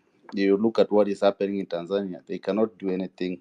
Once the president is announced, that is final. Whether you kill each other or anything, you cannot even go to court. And I think somebody who understood this principle is Raila very well. He understood that if we can give the power to the people, it's only through the constitution. And you realize, I think probably we went wrong somewhere because even the previous presidents, they failed so many ways. They were corrupt in many ways, but the current regime is the worst, to say the least, because you realize that the power or where the power of the country or what the country can only progress in terms of how they manage their resources. But there has been a deliberate move recently to sabotage or even to actually destroy all the resources that are there. You look at every resource that the country has that can benefit the country, whether it is before I come to the visit, whether it is the Safaricom, you mentioned them, the pipeline, the Kenyan pipeline, whether the port, even the deliberate move to give away the airport.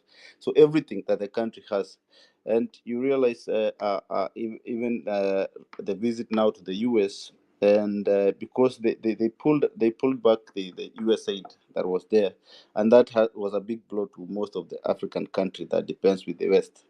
And I think it was a good that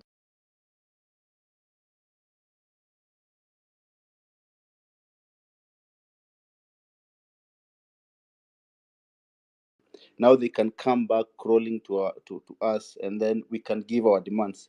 And one of that demand is giving away our data. So And you realize, I was watching a news today, and I think it's from one of the news from one of the media, mainstream media from India, and they were talking about how when the Russian president visits any country, or when they go outside, when he visits any country also outside Russia, there is always that briefcase that makes sure if they carry back his poop and his urine back to Russia, to ensure that nobody knows his health status. That is how serious data is, because the moment they realize, or they know what your people suffer, or what the status of the health status of your people, they can easily control you. They can easily decide what, or how they can probably affect the whole bring whatever, maybe some virus that can affect, and then come with a solution, and we pay through that.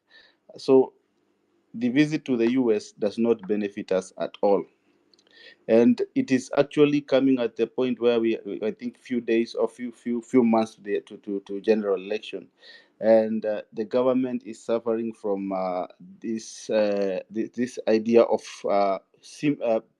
trying to show people that they are working, that now that the health system is not working, the education system, nothing is working. So wherever they see an open door to show the people that they are working, or probably they run to the US and they say they are going to help us with the restoring our health system.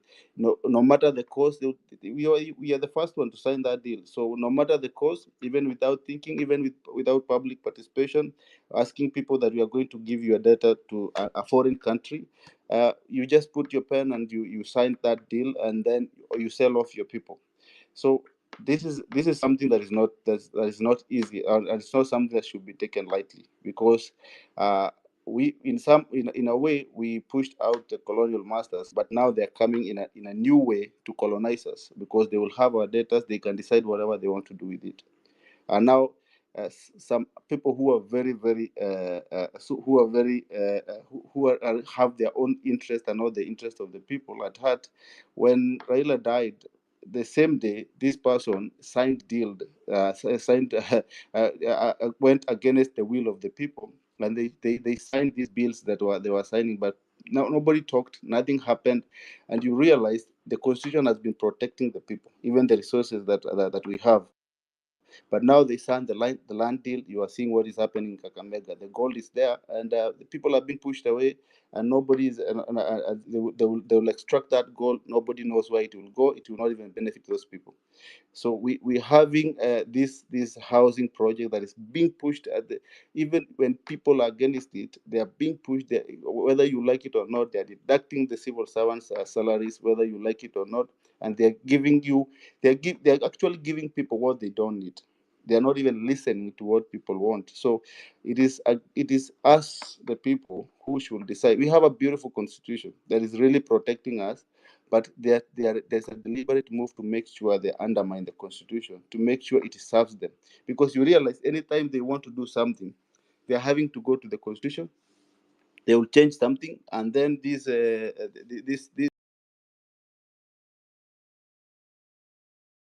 the executive want.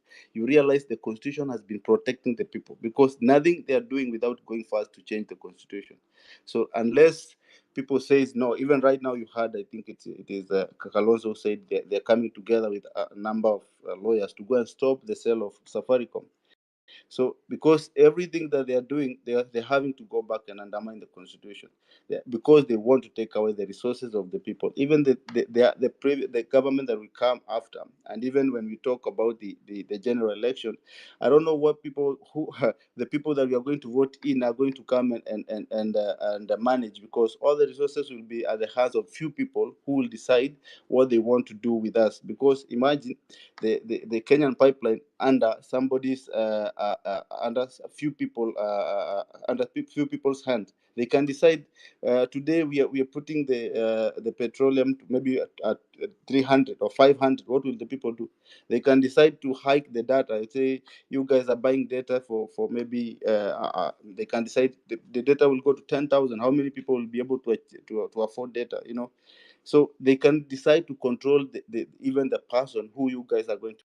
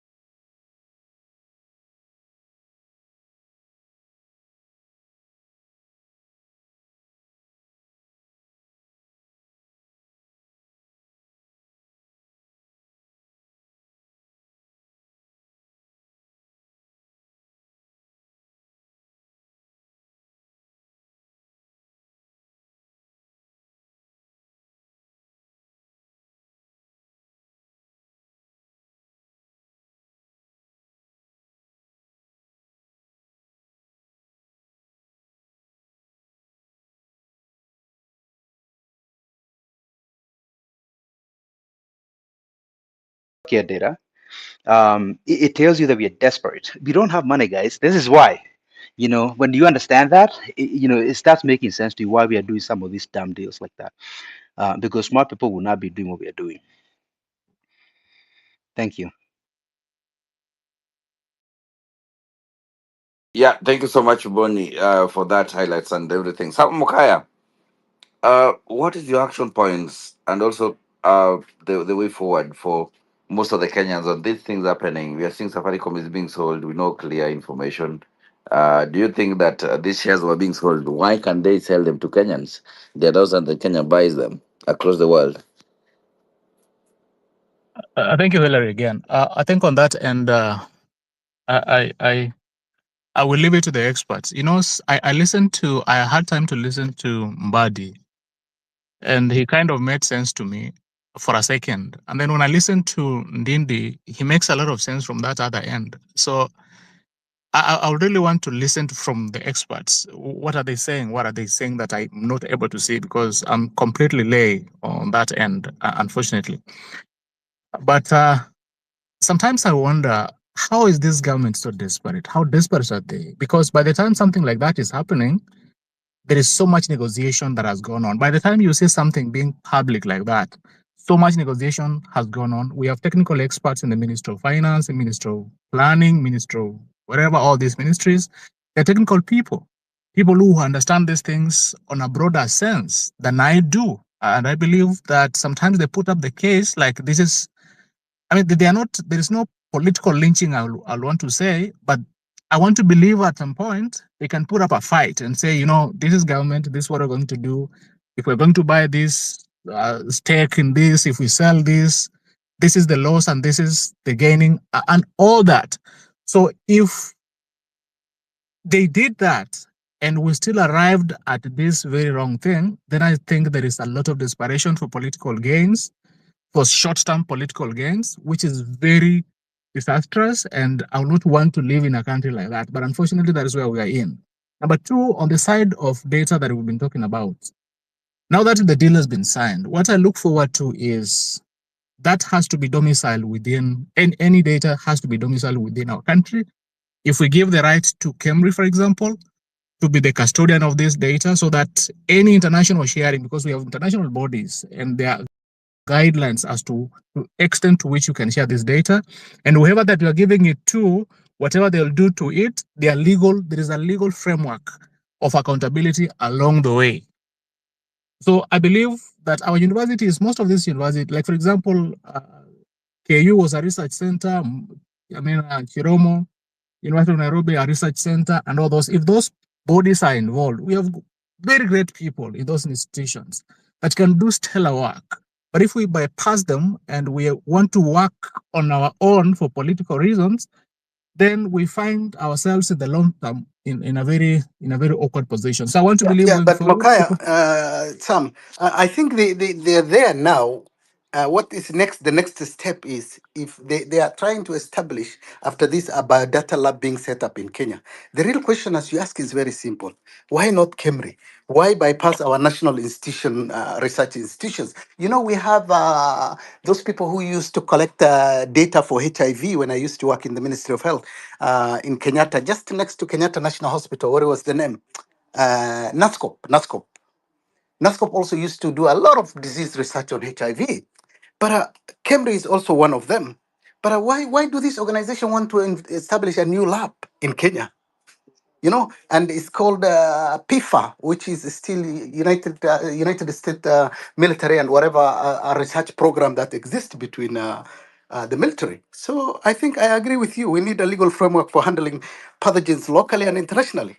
You know, Go Yeah, I ahead, mean please. that's the way we should go actually, because then if something goes wrong, most of these things are done so that in case anything goes wrong, who do we hold responsible? Because you must treat everybody who is helping you, especially on this bio data, to be suspicious. You must treat them with a lot of suspicion, so that in case of anything, if they breach whatever you've agreed on, then you can hold them accountable. But if you don't have a framework, and then if you're pushed, like if you don't agree to what you're saying, then there is no consequences to that. That is the problem. Number two, there is some negotiations that we don't get to see. For example, what I like, for example, the ministry, like in the US, for example, at committee level. At committee level, so much happens at committee level. If you listen to the questions that are being asked, the interrogations that are done from cabinet secretaries of different ministries, they answer to the committee directly, and very solid discussions where we have experts, people who understand whatever you're doing better than you do because you're in a position, a political position, so to speak. Then there are people under you who work in that ministry who've dedicated their entire life in this line to look at this research, which kind of data you can collect, which kind of data you cannot collect, what is the international law around it. People have a lot of expertise, so they can enrich you as you go. And then you will realize along the way, I was making a good deal, but then I didn't know something. Now that I know it, I'm able to skew my line so that I can safeguard my people. If we don't go that route, if we want to make a quick deal, we are getting these billions, but we don't look at what is the long term. What if we want to set up an AI center in Kenya so that we can have we come up with our own form of medication that targets our people, our population? We will be at a disadvantage because we shall have sold the much collected data so far to a foreign entity, and therefore will not be in control of that. So we shall be locked out of the market. Unfortunately, so there must be a legal framework under which we will work, so that in case of anything, we hold someone accountable, someone responsible, even at international level. We hold people accountable, even including pharmaceutical companies. Yeah. If they do something wrong, they're locked out. Thank you, Abdi. Sam, I used to work for Ministry of Health a long time ago, and there are a lot of U.S. linked lab and institutions in Kenya, in collaboration with the University of Maryland. We have CDC Kenya, which is in Kisumu and Nairobi, and they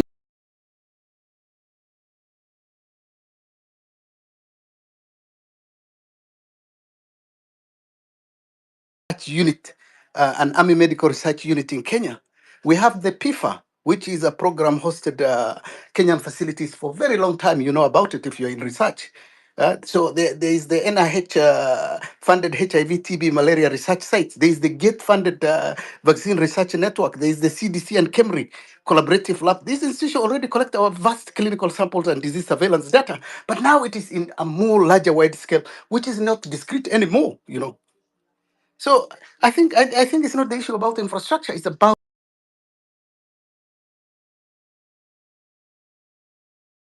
over to you. Thank you. Yeah, yeah, you're right. Sam, as you come in, okay. Bonnie wanted to chime in, then we bring Dr. Mofo, then Justice for All, I see you. Yes, Yeah. Bonnie, you want Can to you hear me? interject? Yes, I can hear you. Yeah, I just want to do a selfish promotion of myself, if you don't mind. So I did an interview this week with Eric Latif on the important topic of the costs or the economics of government. And I think it was a really good discussion for anybody.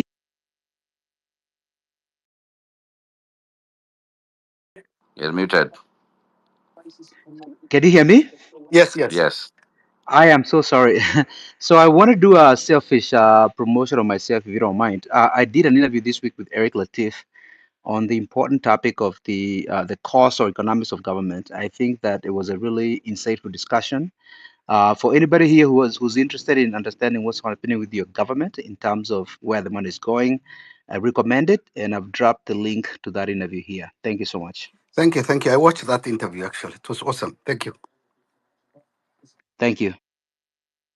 Yeah, Dr. Mofo, as you come in, you saw the good things are coming with the president visit in US. How do you want us to trust this? And all these questions we're asking about the data and everything, what is your take on it? And what is the way forward and action plans that we need to take as we approach 2027? Thank you, Hillary. Hillary, I've spoken to this issue before. I come here, one, because I'm having problem with signals while I'm on the other side as a listener, but importantly, to contribute.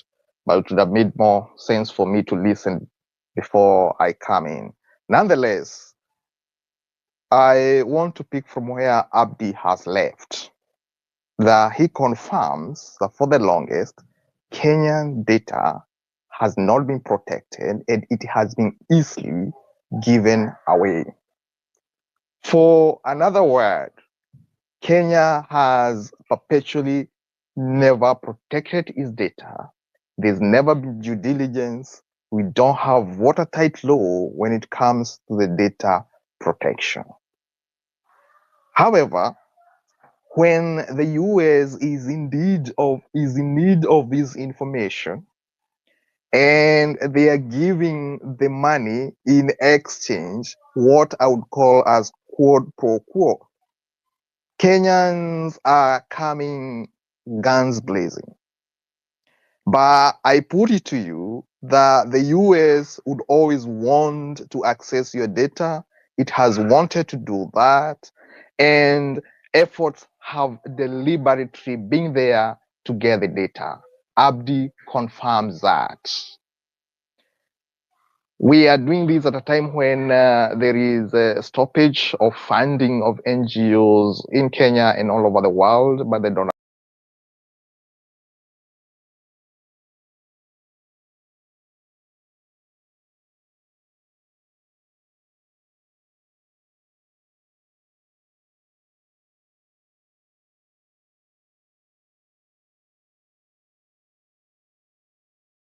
see when these efforts were initiated by Donald Trump, one of the countries that has been hit hard by HIV/AIDS is Botswana. They declared the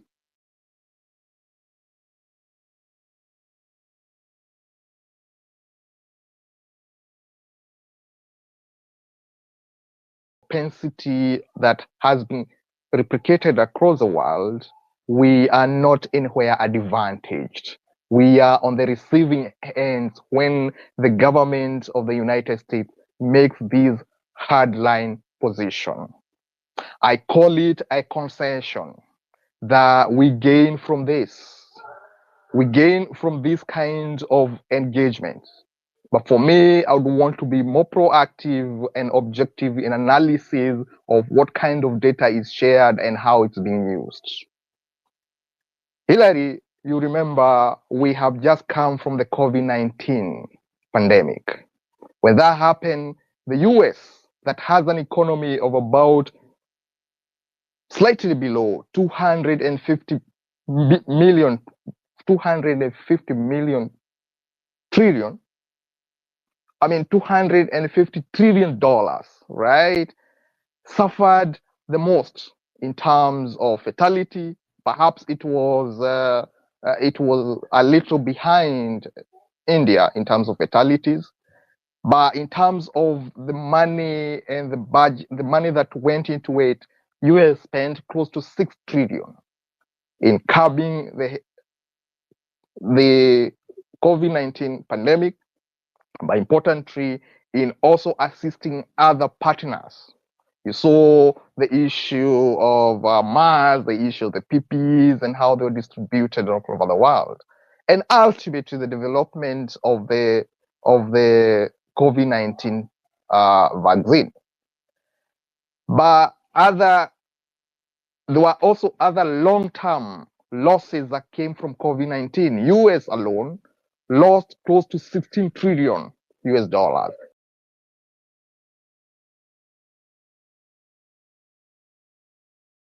When a pandemic like COVID-19 happened.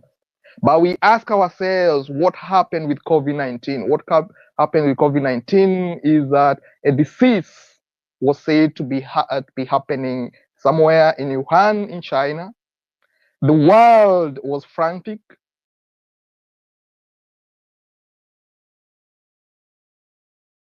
Was refusing to share the data. China was refusing to share important information. WHO made deliberate effort to visit to Wuhan. Its scientists were denied access in Wuhan. And that is where the major problem is. The problem I'm talking about is that whenever you have a virus, an inception, an outbreak of a pandemic, of a virus, anywhere in the world, it is a problem all over the world because of our traveling patterns, because of our migration, because we have the US has uh, the major military officers all over the world at any time.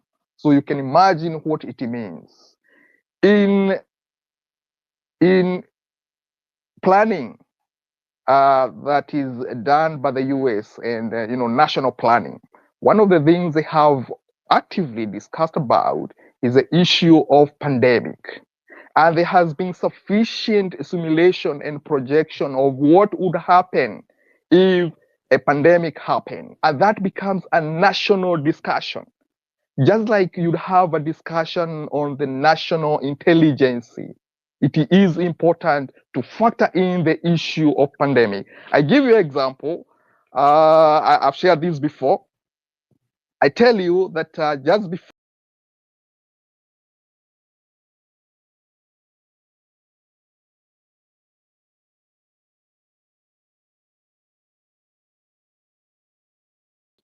in which they discussed about a new influenza type pandemic that was inevitable to happen. In the same year, 2005, 2006, there was a H5N1 bird flu scare that was feared for high level of fatality. And these are some of the things that the US was actively involved in. But importantly, and coincidentally, couple of months before the COVID-19 happened, in the month of August, you remember it happened towards the end of the year. That's why we call it 2019 COVID-19, and the beginning of 2020. That's where the nightmare happened.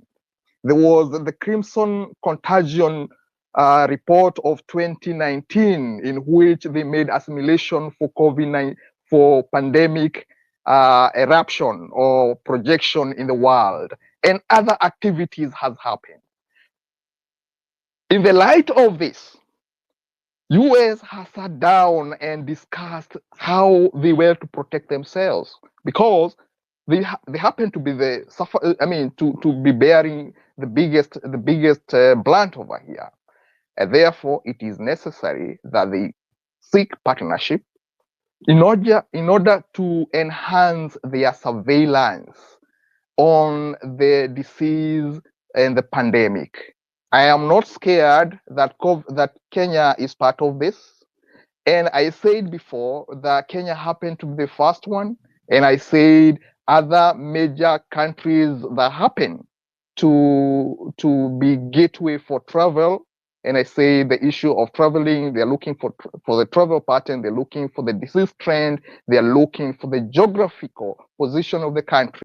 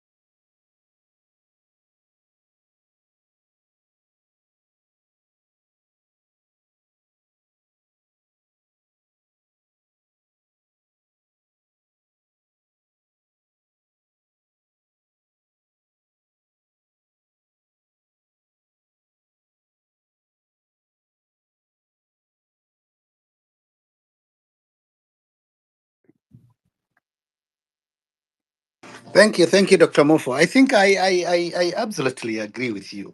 You know, let's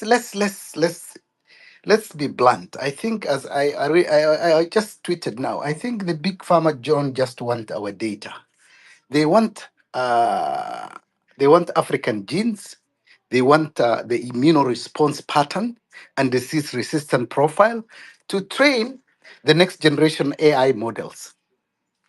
I think Africa carries a unique diversity, some of the strongest natural disease resistant traits in the world, from malaria to TB to HIV progression, hemoglobin variants, zoonotic exposures, even emerging pathogens. I think this is wholly a grail for the future vaccines and therapeutic. I believe, with access to Kenyan raw health data records and pathogen samples, big pharma now can use AI to map, I would say, like you have seen the Ebola in West Africa, you have seen the malaria, the dengue fevers in Kenya. They will map African immunoarchitecture. They will study resistance and mutation to malaria, HIV, and TB. Train vaccine design algorithm in African genomics, and predict future outbreak using a population level data. Build issues. Then the question comes: they sell the vaccines back to us, and those medicines, while Africa earn nothing. So health data plus pathogens plus AI, trillions of dollars to bioeconomy. And reminder, the race is not local. So the US, China have been fighting for dominance on this global biotech for a very long time. Africa is the new battleground, rich in disease, ecology, genetic diversity, and pathogen variety. So whoever trains,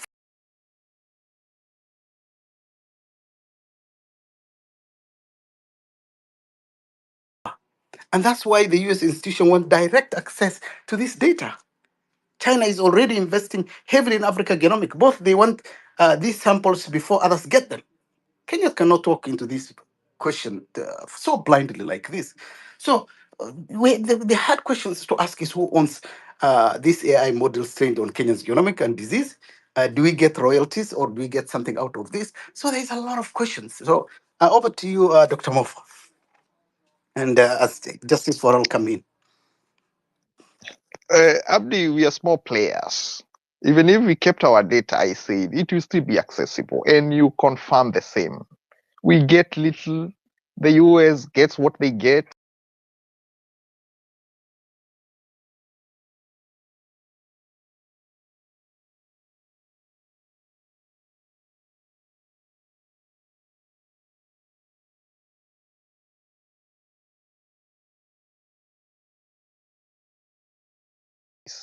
Unfortunately, when we talk about the AI modeling and the training, it is be designed primarily for the bigger economy, right? We take a section of it. It's going to take us a long time to customize what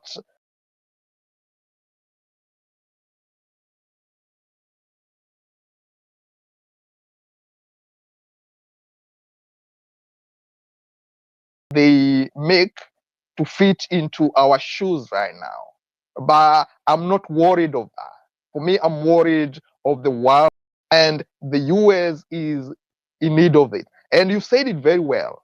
The issue of the world healthcare, who is science, who has the best vaccine in the world, is a question of the world superpower showdown. That's why, for example, Russia became secretive in development of its vaccine. And you remember at some point they were also stealing data from the EU. Remember when they developed their vaccine and the speed at which it happened? We are told they stole data from the larger EU to be able to expedite the development of their vaccine. So it is a superpower showdown, just like you put it. Thank you, Abdi. Thank you. As we bring in justice for all, I just want to make it clear. I think we have seen how dangerous lab linked pathogen research can be when oversight is weak. You know, the origin of COVID 19 is still debated, whether it was zoonotic or it was a lab related. But what the pandemic taught the world is clear: mishandled research, gain of function studies, and foreign control lab pose a global risk. So, if Kenya allows an external lab and affect and filter to access pathogens and health data, what guarantees exist to prevent manipulation or enhancement or accidental release? So, these are all the safeguards that we need to look. Engineering more virulent strain for research, that's an example. Or genetic modification of virus or bacteria without an oversight. You know, all this can really happen. African samples being used to create vaccines for Western profit first. So, this is over to you. Just medical legal It's a issues. lot. Yeah. There's a lot of questions, and indeed, these are very pertinent questions that have to be asked, but also debated so that we can really be in a good place to understand what's happening around us and in everything that touches on in our country. And I appreciate you, Abdi, Hillary, and of course all the speakers for this conversation. When this came up, one of the things that I did was to, number one, of course, subject myself to listening to people that are in the industry to begin with before I look at the politics of it. And I think I benefited from the wisdom of the likes of Sam Mokaya and all that. So people were doing the research in the industry, and I think it's important when you guys create time, Abdi and everybody else, to share with us what are some of the things that we are involved in. But one of the basic issues that I think has been critical here, and it's been the same challenge that we have faced when dealing with our government and, of course, those in power, is lack of transparency, where some of these things, it's like we are bombarded with them at the tail end, and we are left with chasing things from behind. So the danger comes in when the people who are with the consumers of these kind of uh, agreements, some of us get to see them when the guys are already in Washington, and we are told that there is a health cooperation framework that is being signed between the two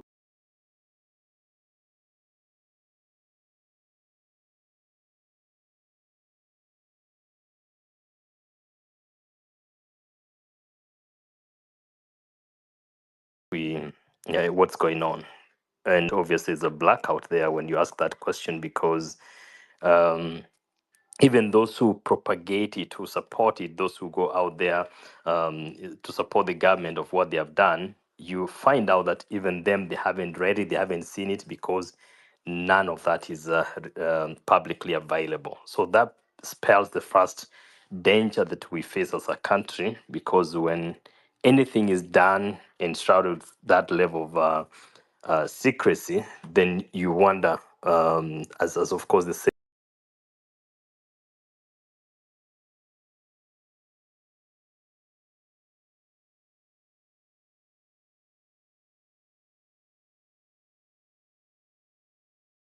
goes, that the devil is in the details, is that are we only discussing what they are comfortable releasing?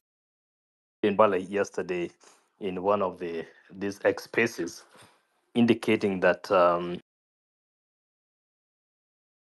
this is going to be given to Parliament to be discussed and they'll be made public. Meaning, so is this how things are done backwards? And things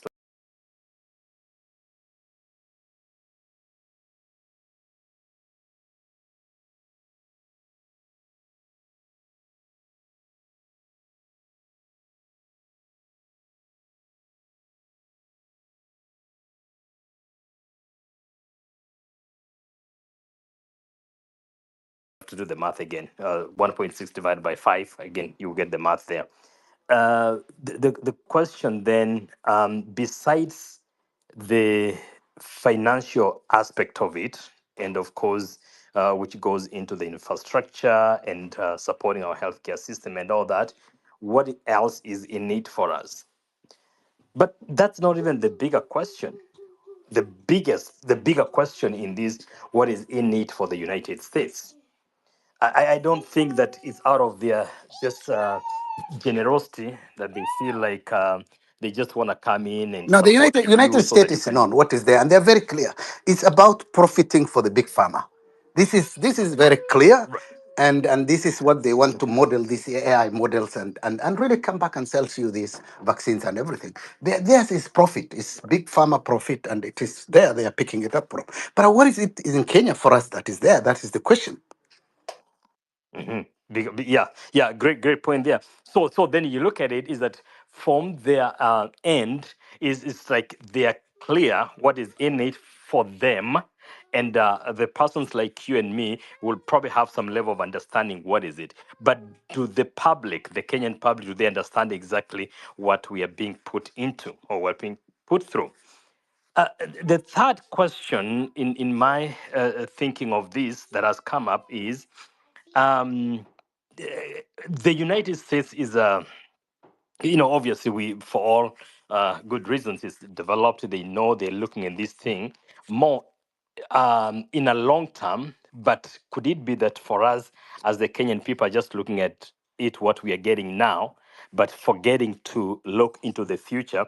What are we not necessarily going to lose now, but going to lose into the future if we get into a deal like this? And how many of our experts, like you guys and the people in the industry, have looked at it not only on what is going to be lost now, but also into the future? Because um, countries like the United States, they look more at your potential, not necessarily what you're offering now.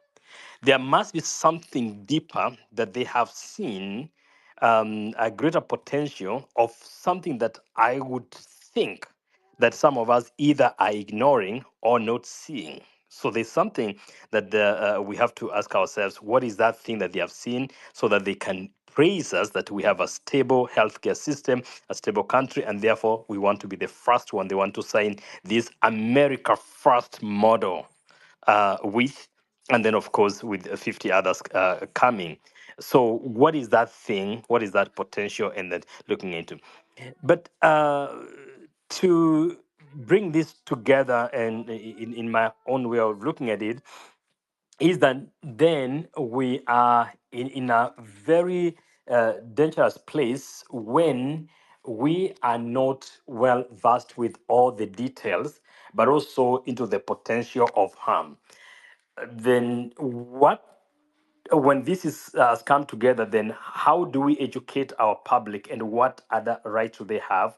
Either when you are going to be treated and everything, how do you fail to sign consent for your information and for your data and whatever is available there to be used beyond the purpose for which you visit that hospital and that clinic?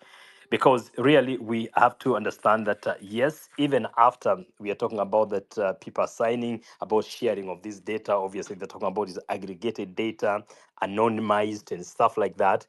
But where then do I stand for me as a patient in terms of signing those consent forms and declining that this information should not be used even for research? Because do I have a right to do that even if I'm coming to your clinic or to your hospital for treatment?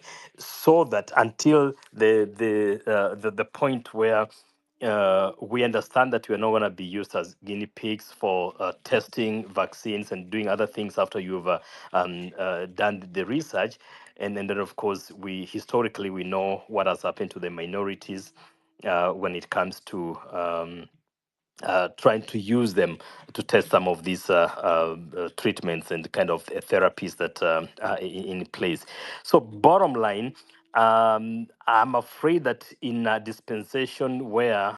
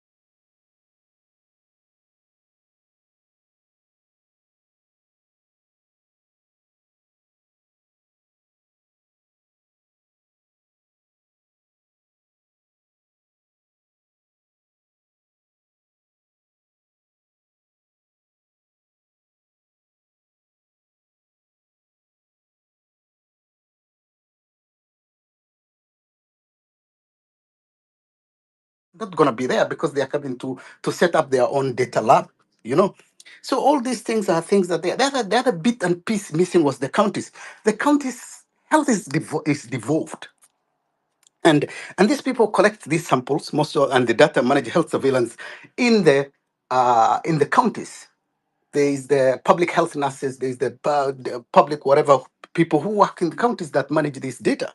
But the counties were not even involved in this MOU, which is secret. Nobody knows about it. And as I said earlier, data is the new oil.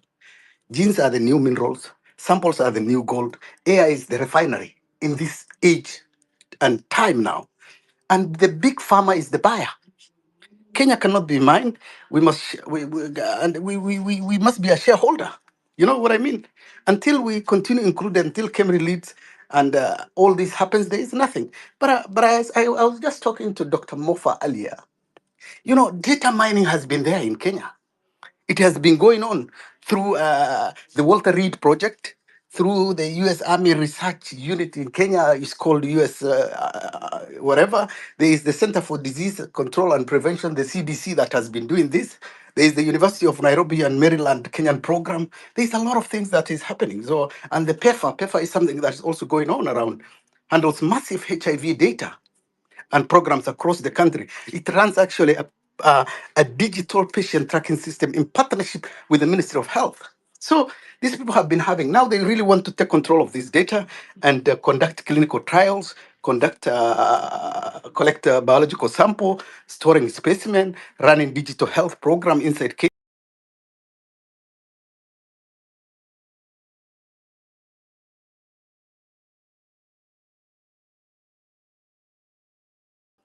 Yeah, Debbie came in. I know she will pick it up. Dr. Mofa, I want to bring you on board again. On the issue of we were talking about the Safaricom and you hear what we were saying. Uh, what do you think? Do you think that uh, even the workers of Safaricom, are they going to maintain their work, or they are going to be a lot of even more worse than what you're seeing now? People are crying, no jobs and everything. Do you think that um the new investor, when he comes in, do you think he's gonna mean standard, or you see now a lot of changes coming in? Thank you, Hillary. Unfortunately, I wasn't there when you discussed about Safaricom, but I might try to respond based on what I know and what I've listened to. Hillary, I think there are key individuals in Kenya who have taken it upon themselves to discuss, elaborately about our economy and how it's running. It is unfortunate the majority of us have taken our attention towards the issue of democracy and human rights, which are equally important. But as it appears right now, and in the analysis that has been given by, among other people, Didi Nyoro, Jimmy Wanjigi, and Okia Omtata, it is true that there is a deliberate, what I would call economic sabotage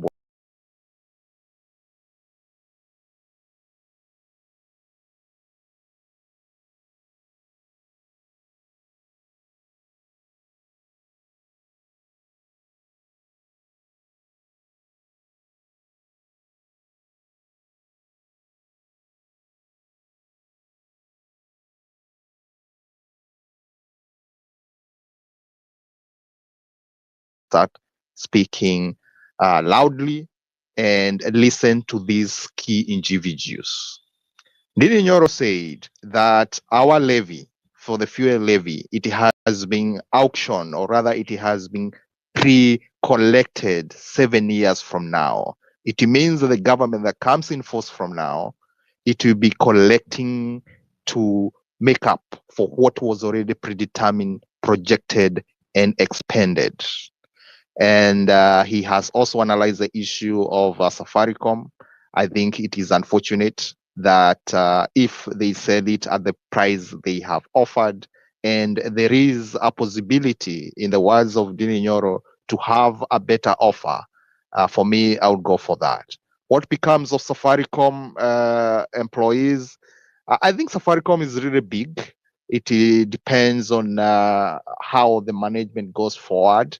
For me, I have always had a problem with Safaricom for starters, because to have company that makes too much money with a small economy that almost everything is collapsing. Other than Safaricom itself, I think we have been exploited as the subscribers. We have failed to have an alternative and competition, and I think that's a major problem. The employees, for me, does not matter. What matters is the people, and we continue suffering in the hands of Safaricom. We continue being exploited. There is no reason why a company in Kenya will be recording trillions of money in terms of profits while everything else is collapsing. And I think something is wrong. It's not about Safaricom employees, it's about the economy of Kenya, it's about the citizens. Thank you, Hilary. Wow, wow, wow. It's not about the government, it's about the people of Kenya. And people of Kenya should know what is happening, why all these things are happening. Wow. That's amazing. Debbie, you want to pick up the mic?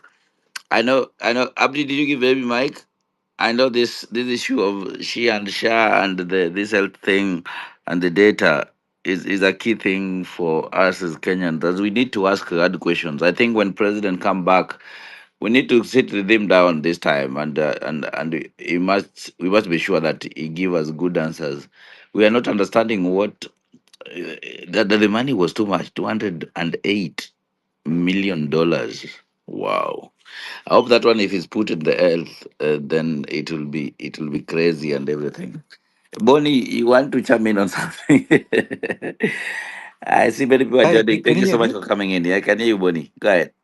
Yeah, so I just wanted to say something briefly about so this issue, just because I know we talk about the bad economic situation that we're in, but I still don't think Kenyans truly understand the enormity of the problem, right? When you have a country that is spending 75% of all income to service debt,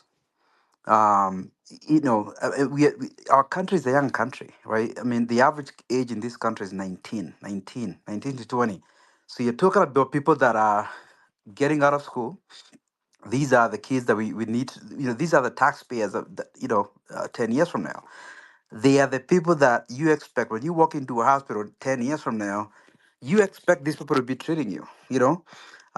If you're doing a construction project and you need an engineer 10 years from now, these are the people that you need, that you hope will be there. And as a country, if you're going to continue serving people, if you're going to continue developing, when the president says that we want to be Singapore, but when you look at what we're doing as a country, we're not doing anything that gets us there, right? I mean, if you are, what country spends 75% of all income?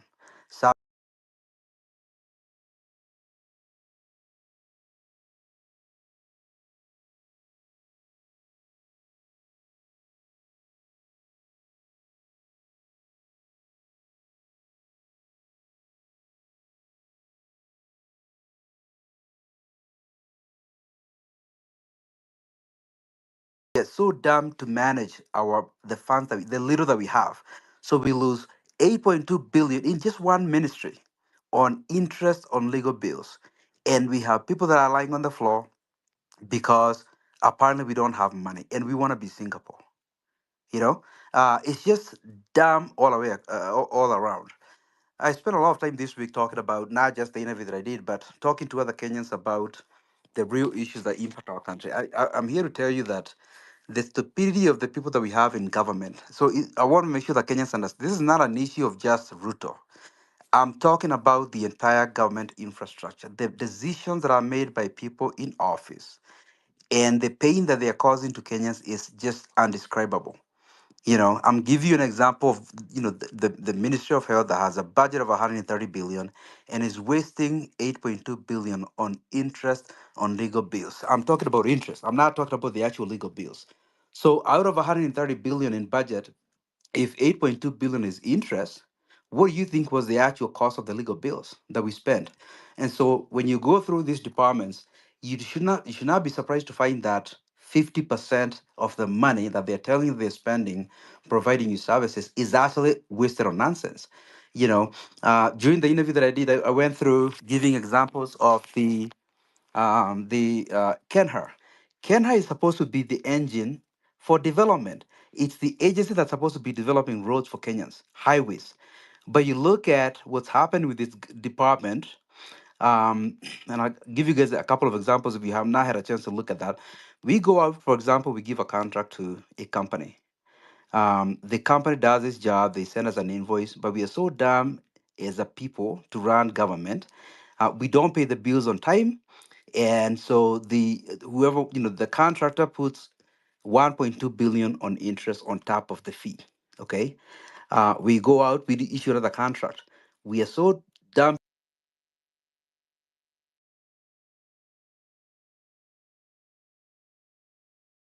Bonnie, Bonnie, check your connection.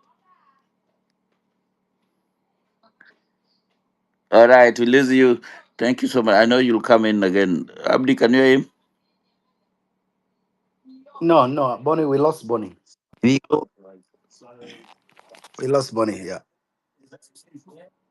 can you I hear think me? it's, I think it's, Yes, yes, go yeah, ahead. seems somebody called you somewhere. Yeah, I am so sorry. So what I was saying is that I was giving you guys examples, and the point I'm trying to make here is this: our issue is not just that we have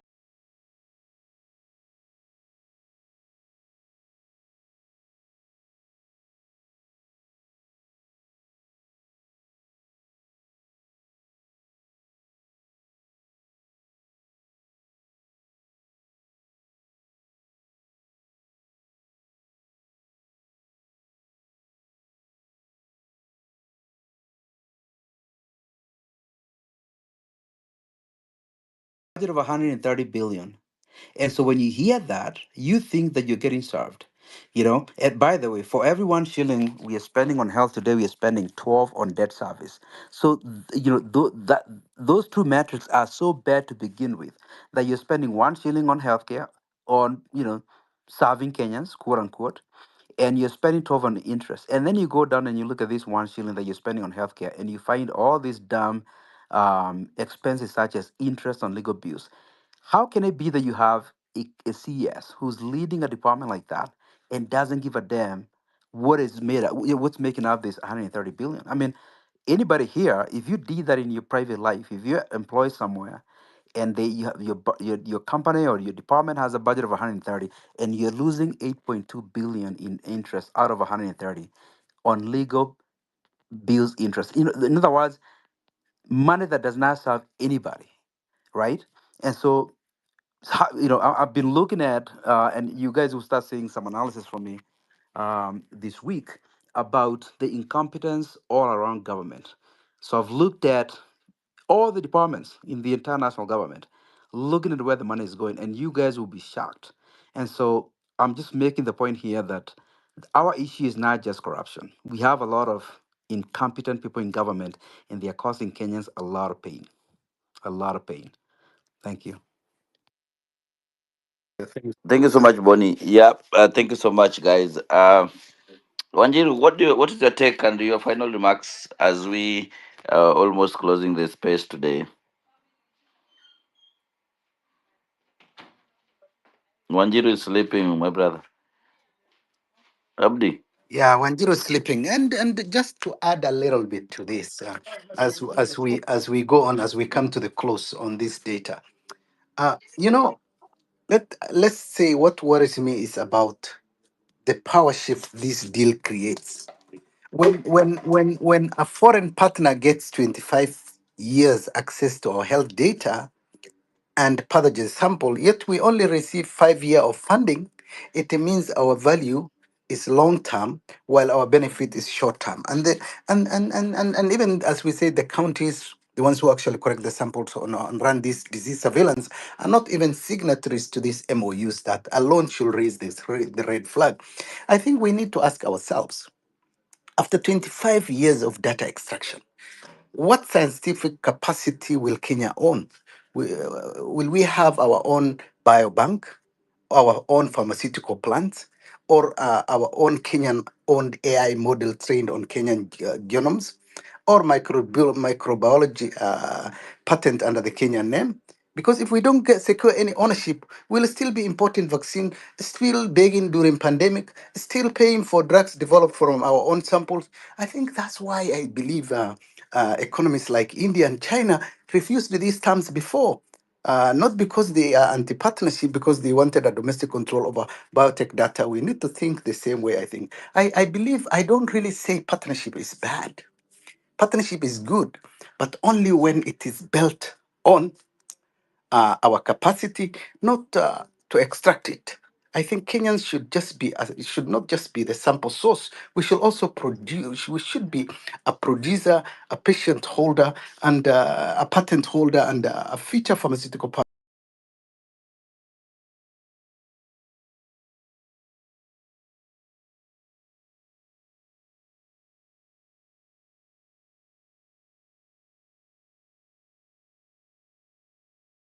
Justice for all. As you come in with your, and we transition to Dr. Kimani.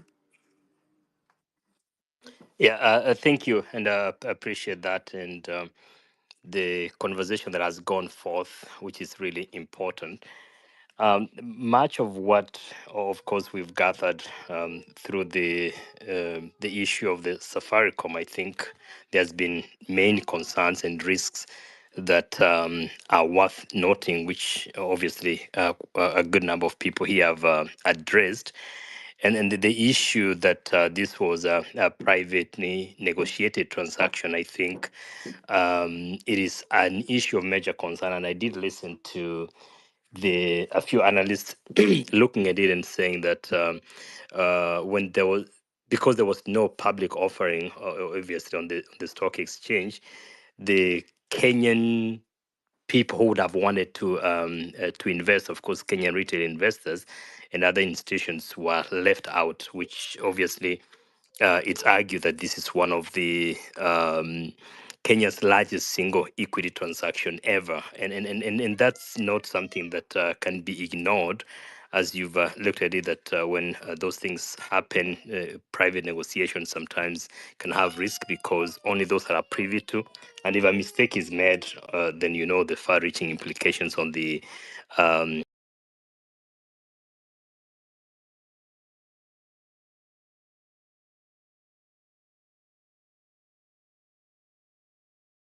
a key national asset, of course, the government reduces its direct control. And I know someone addressed that.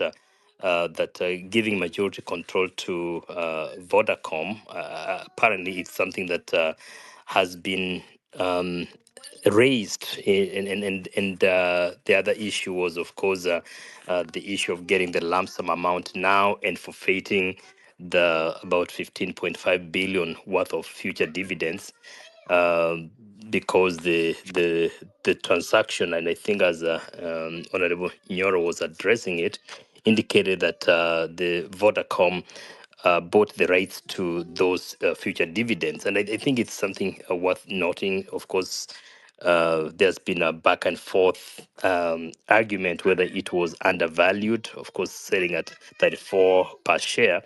Other than that, and I think there was an argument back and forth with two people that I respect as economists. Bill O'Carroll, of course, was like Ndini Nyoro is not being honest, and so there's that argument about the undervaluation, which the critics have indicated that selling it at 34 per share, it's undervaluing Safaricom based on that. Bottom line is that the bigger challenge that we are facing, Abdin, where the government does things secretly, when they come out, we are left to chase this thing from behind. The amount of energy that we use to dig into these things, to discuss them and trying to analyze, honestly could be saved if there was some level of transparency and obviously trusting the Kenyan people and the Kenyan public when it comes to the assets that belong to them. But sometimes, as I was asking, probably jokingly in another forum earlier, that the current regime has been really busy trying to privatize a lot of things, sell our assets and things like that. But the only place where they feel like they draw the line is the issue of housing, where they really want to undertake that because it's reported that people in government are benefiting in a way, even when the experts indicated that maybe we should have done, private sector should have been the one to build houses. On that one, they don't want to talk about it. But everything else, they want to privatize, they want to sell it, they want to do this. And as it's been reported and argued previously, is that we are dealing with a regime that only looks at things which are in their best interest, those in power, those who are.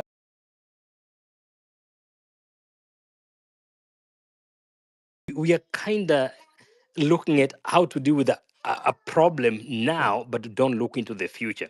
And those are the fears that most of us have, that what implication does this have in our country? So I would say that for me, it's becoming increasingly exhausting to all the time try to dig and ask the government to give us information, try to ask for some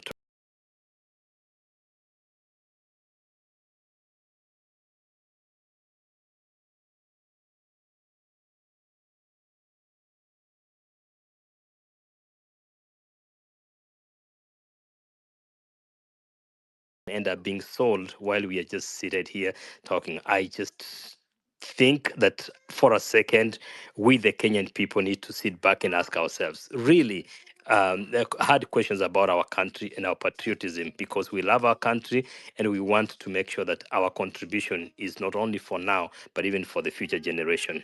Appreciate the space, and as always, great exchange of knowledge and ideas. And thank you very much. Asante sana, asante sana. I think I agree with you. I think what will happen the next coming days, you see the government will now run to every TV stations, every morning show, every talk panel to control the narrative and sanitize this deal. They will focus on the 1.6 billion headline, frame it as a historic operation, parade official in a white coat, repeat the same talking point until Kenyans stop asking what really matters. I think that is the beginning of what is happening. Tomorrow you will see the PS for Health. What is his name? On fixing Aiden Duale. no the Oh, family. the PS Yeah, is yeah, yeah. Anonga. You Yeah. you you will see him on fixing the nation, trying to talk about the historic US deal, and that is what they will be doing. But they don't want us to do. The TV is the answer, and that's this how they want to shape the narrative, and they don't even give you the actual MOU. Who negotiated it under what mandates? They were never going to tell you this, and what protections exist on this data and whatever. But now that is the narrative that has already started.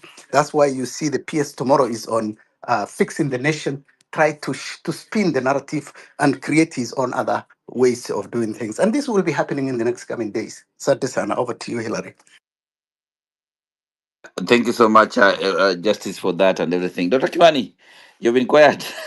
I know you're listening and also you're observing as you think of how you are going back to Jandarua on the ground next year. Yes, definitely. Yeah, I've been silent listening. Can you hear me though? Yeah. Yes, I can hear you. Oh, thank you. Thank you so much, Hilary, and all that. The submissions are quite intriguing and interesting. At the same time, very timely. Circling back to the topic of the day about the data and all that.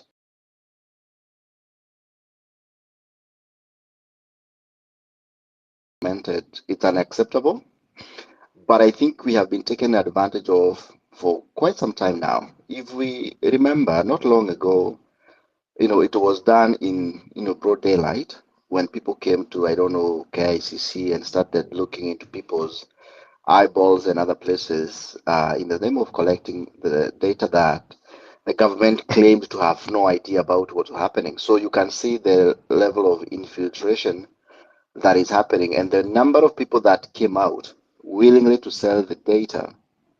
So here, poverty being used as a weapon, as a tool to continue, as Wanjiro said at the beginning, oppressing us. And of course, instead of those people that have been sent to protect us from such humiliations are not doing the same. They're just willing to continue having us, taken for granted day in, day out. And of course, we can therefore say we know who our enemy is, and as a people, we must at all times. Unfortunately, Kenya, get, being given, there isn't much that can be done for now, other than going to court and having maybe some of these things stopped from happening because they have already taken shape. And by the time we even get there, a lot has happened. Let us continue asking ourselves, who does the negotiations on behalf of Kenyans?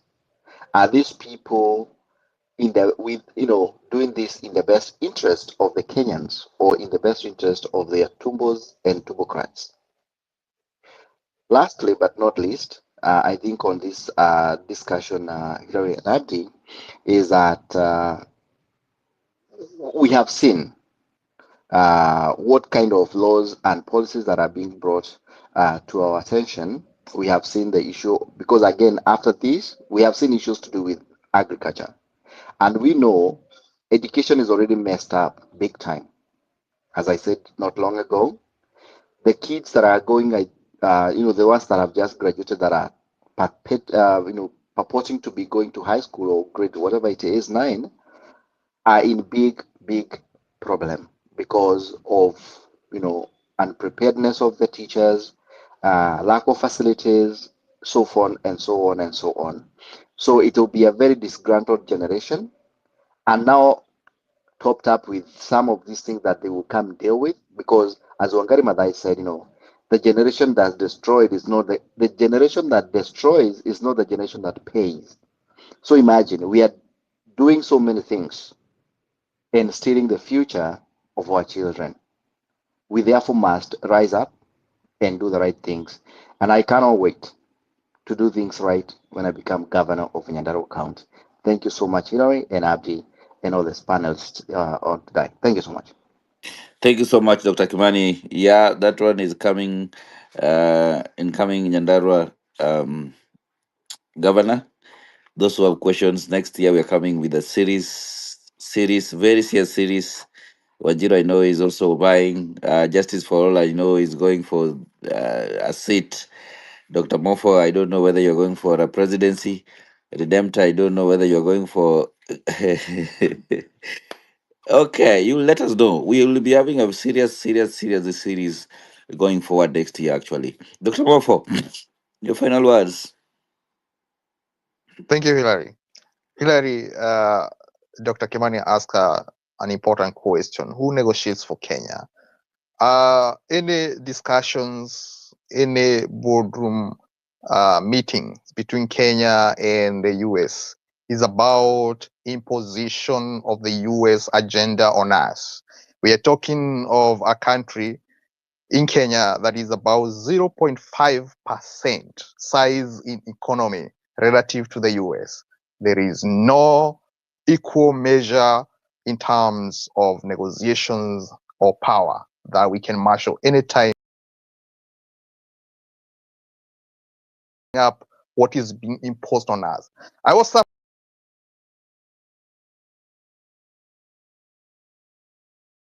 the agenda, he used the word imposition and he said it's not being imposed. But indeed, we know that's happening. Again,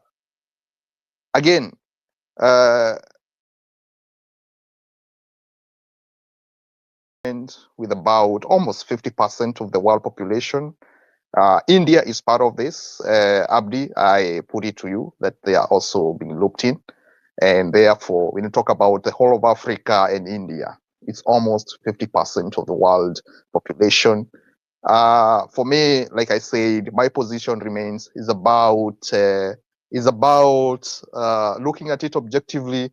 But again, your data is available for any boss, any person, for a son or even for nothing.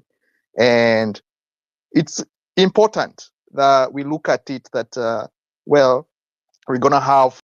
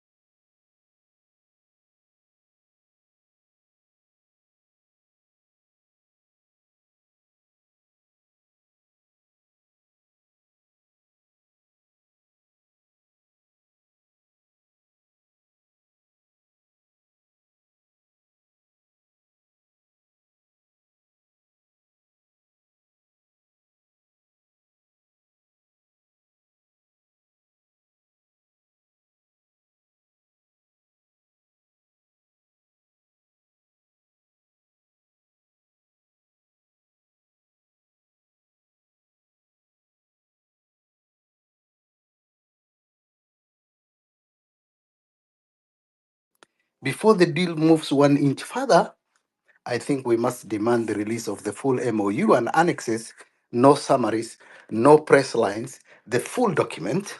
And then we need to have a legal interpretation from a constitutional expert, especially on the privacy rights, data, governance, and sovereignty. And then clarification on ownership of the data, specimen, and downstream intellectual property. This is also another thing that we need to look at it. Who owns the intellectual property of all this?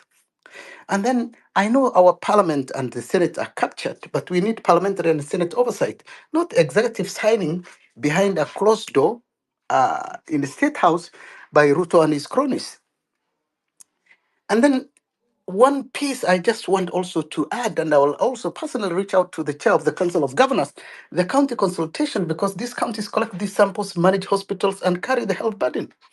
And then another aspect that has to come is a public health hearing with the Data Protection Office, KEMRI, and civil society. And the other thing is about, I already said, is about clear benefit sharing terms, how this vaccines pricing, manufacturing right, and all this. We cannot repeat history where African contribute raw biological resources and buy back finished products at premium rates every time. If this MOU truly beneficial, then transparency should not be feared. It should be welcomed. So let the government publish this. Let the lawyers interpret line by line, and let the Kenyans ask the full information. A nation that signs a long-term biomedical agreement without scrutiny is gambling with its own future. A nation that demands clarity is building one. So tonight, as we set one message on the record, no secrecy, no blind signatures, no transparency. We want transparency and first a legal review, and second, always what is above all is our sovereignty. Always. Thank you very much. Have a good night. Thank you again. Over to you, Hillary. Thank you so much, ladies and gentlemen. Again, thank you so much, Abdi, Justice, those who are here today. Uh, Today, you've spoken loudly, and whether we have seen the foreign trips, foreign deals, the sale of our national companies like Safaricom, one thing is clear. One thing is clear for sure, that Kenyans want us